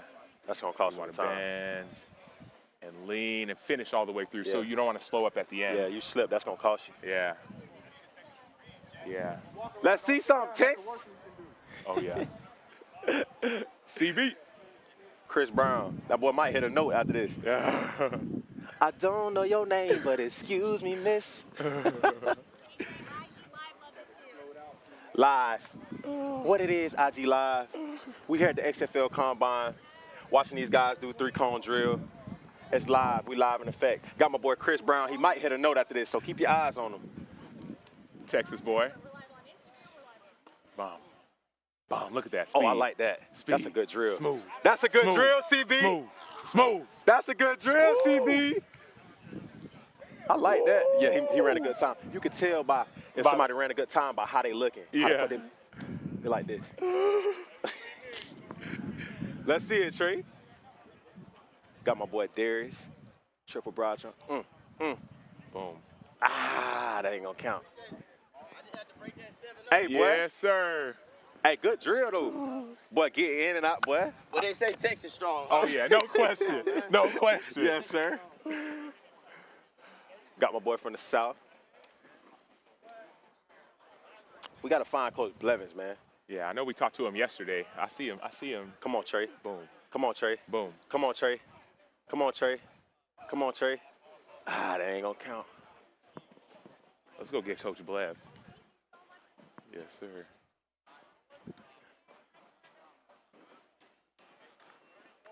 Coach Blev. What up, Blev? Yes, What's sir. up? Well, we got two coaches. You know I got to come talk to you. Hey. Yeah, they looking for you. They're looking for you, Coach. The world wants to talk to Coach Blev, man. You a hot commodity right now, baby. No, the world. We talked to Mark. The world wants to talk to Coach Blev. Man, I'm chilling, man. Good to see you, baby. Yes, sir. Good to see you, Coach. Yes, sir. Yes, sir. The world wants. I'm gonna go ahead and give you this, Mike. The world wants to talk to Coach Blev. Everybody wants to see Coach Blev, man. Well, here I am, world. Yes, Coach Blev, what was this journey like? We talked a little bit yesterday about the years that's leading up to this, but what was the journey like? And then also, what is this journey like? The journey from the beginning, or just from the XFL? From the beginning. Hard. Like honestly, it's been some days filled with hope. It's been some days filled with doubt. Like and we'll turn around too. Where you never thought this opportunity would actually come. And so get back in the middle. All right. Make sure you get my good side. Yeah, I gotta get a good side. No, the chat wants to see the drills in the back too. Listen. Yeah. But really and truly, sometimes you never thought this day would come. You never thought that phone call would come. But the faith, you know, what you believe in, the hard work, the Most perseverance. That's what we always been taught as football players. Hard work, perseverance paid off, and it did. You know, when I got the email from Mark asking me would I be interested in interviewing for an XFL head job, you know, that's the reward. You know, Sure. and you know, and I left the Giants, and you know, the word got out. You know, people around the league, you know, texting me, calling me, congratulations, man. We're proud of you, man. Glad to see your hard work paid off. Sure. That means something because you know that means you left an impact on somebody. You know, you left an impact on a building, and to me that's really important. You know, it's leaving an impact and an imprint on somebody and buildings. And when people bring up your name and say, you know what, he worked hard for it. You know, it wasn't handed to him. You know, he had to go out and get it from the mud. You know, and that's what it's all been about. I'm never, you know, I wasn't a highly recruited athlete coming out of high school. You know, the NFL wasn't knocking down my door when I came from college. So that's what it all means, you know what I mean? So it's good to see it pay off now. You know, I got to go prove myself in another way now, you know what I mean? So, Yeah. Coach, I know it's kind of like I'm coming over here saying, where's Coach Blair? But I should be calling you doctor, man. Where did that come from? Yeah. Well, I GA'd. I was the GA at Mississippi State for Sylvester Croom, who was the first African-American head coach in the SEC. And obviously as a GA, you got to go to school. Yeah. So I get in there, I get my master's really fast. And be honest with you, that's all I wanted was my master's, you know. So, but, you know, I had some opportunities, small schools. You know, I was like, well, like, I can stay here for another year. It won't hurt me to stay here another year. So I stay another year, and then I get an actual opportunity. You know, and I won't name the school, but I get offered a job, and actually I accept the job. You know, I accept the job on a Friday, and the more I thought about it, I was like, you know what? I'm one semester short of finishing my doctorate, or finish my classwork for my doctorate. Yeah. You know, this money they paying me, it really ain't worth it in the long run. So, you know, I called the guy back. You know, declined the offer and stayed at Mississippi State for another semester. Went through the season, and then when I walked away, I was ABD, which is all but dissertation. Oh, wow. So then I wrote my dissertation. Now I was on my last semester when I finished. You know what I mean? Yeah. But I got it. You know, like Nah, some 6-7 years later, I got it. You know, Got like to. a couple of extensions and For all sure. that type of stuff. For sure. Coach, what is it like working in the NFL? You know what I'm saying? What did you take from different head coaches that you worked for? What are you going to bring? How are you going to bring that to the team that you're coaching now? Well, I've worked for some really good head coaches. You know, Bruce Arians being one who you played for. He's in Tampa now. Brian Daboll is another one.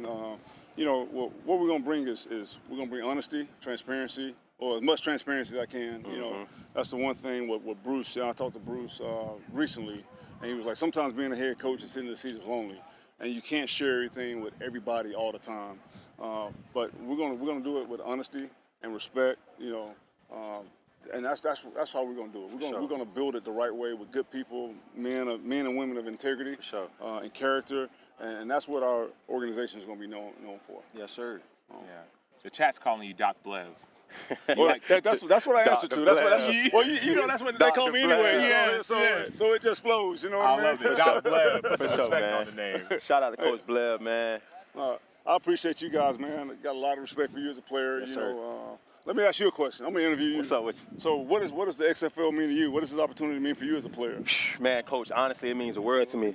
It means the world to me, Coach, because like I said, last year I was not in the right headspace. You know, I have 3 children, of course, and you have, you know, I know you have a family. So taking care of your kids and your family is the most important thing. And I think when they created this XFL thing, when I got cut from the Chargers, it kind of put me in a dark place to where it's like you don't really know what you know what you want to do, but you don't know which way to go. You know what I mean? So I had this opportunity, it opened up so many doors for me. As you can see, I'm with Sam, you know, watching Sam on TV all the time, watching Ryan Clark and those guys on TV. I'm actually doing what they're doing, and this XFL opportunity gave me that chance to do that. So it means a lot to me, man. It's I meet guys like you, meet different guys, see different things. So that's what it means to me for sure. That's good stuff. And when God closes one door, He opens up He another. opens it. Yes, He does. This is a great opportunity, man. I'm proud to know you. I know you got a great coaching staff Yes, up there in D.C. with Reggie and Shannon and Kais and all those guys. Greg Williams, all that. All right, but Hope you don't play against us next year. All right. So I'm controlling this interview right now, so you guys know. Man. So I'm gonna put Sam on the spot. So Sam, tell me about your transition from playing to ESPN. How was all of that for you? Well, Coach Blev. I don't know if you need the microphone. So I got the earpiece. Coach Blev. So our first year in 2013 was my transition. Right. So our first year together, I was with the Cardinals 11 and 12. You came with Coach Arians in 2013, coach of special teams and really everything. But I got hurt that year. You're correct. Week 4 or week 3, we were playing the Saints in New Orleans. Yeah. I broke my leg. Half the team got injured that year. But that game. We lost like 9 players that game. In that game, one guy lost a finger, straight up. One was Sean Johnson, lost parts of his finger. off? Yeah, part of the tip of his. So I think he's got a foundation now that's like 9 more or something like that. Oh, wow. He got more fingers. Rashad Johnson, that's the dog. Shout out to Rashad Johnson, Alabama greatest. Anyway, but I broke my leg, and we talked about this with Sean Hayes. I was injured. In the NFL, most times you get injured, you just move on. I remember even practices in college, there'd be a situation where you would get hurt, and they'd move the drill 10 yards forward so practice could still go on. That's pretty much any college. And so I knew that happened, and a friend of mine was like, hey, Sam, you're suffering. You don't want to suffer alone. How about you suffer with the city? I said, what do you mean by that? He said, you're going to be going to schools for kids with autism, going to go to homeless shelters, hospitals. How about you call up a local station and see if they'll bring a camera? Right. I like talking, I like being on TV, so I did that. And they said yes. And as a matter of fact, during that time, I actually wrote a blog post. It's actually, like, that year opened up even my speaking, writing, I've written a couple books. Like, I wrote a blog post called From Field to Fan, because it was the experience of playing in that game, sacking Drew Brees, then later on getting injured and being on crutches in the tunnel of the Superdome, looking and being like, whoa, that's Drew Brees. Right. That's Rashad Johnson. Oh, that's all the guys.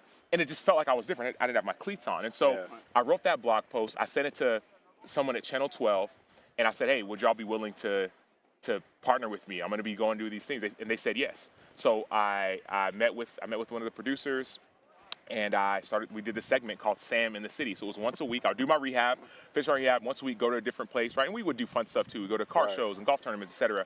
Long story short, I did that, and that opened up my TV career. So the transition started even when I was still playing. So I started doing interviews and media stuff the next few years while I played. So it wasn't as tough as I think a lot of transitions, because while I was playing, I was working on those other things. That's a good story, man. You need to share that story, man. I will. So that's good stuff, man. I've known you since 2013, and that's the first time I've heard that story, man. That's awesome, man. So one more question for you. Yes, sir. I know you guys got to go and all that stuff. But who's the biggest star, you or your brother? That's me. That's me. I gotta say me. Now he had a couple years early. My brother Emmanuel Acho got a couple years head start on me. I played a longer NFL career. I played 9. He played 4. Look at you throwing a little bit of shade. So but he has hosted The Bachelor before. But I'm married with kids, so I don't need to host The Bachelor. Okay. But long story short, no, Emmanuel's amazing. Like he's won Emmys, won 2 Emmys, daytime Emmy or another Emmy. He's written New York Times best-selling books. Hosted The Bachelor. Got his own show on Fox. So he's killing the game. He started before me. I'm big bro, so I got to make sure I'm setting the standard. I'm on ESPN, partner with XFL. You know what I mean? He with a different league over there. So but Bleb, we appreciate you, man. We appreciate you, dog. Yeah, definitely. It's all love, baby. Yes, sir. Appreciate you, Coach. Awesome. Thank you so much. Proud of you, man. Thank you. Appreciate you, Coach. Yeah. We're gonna wrap, Coach. We got to get that mic back, Coach. Don't just leave.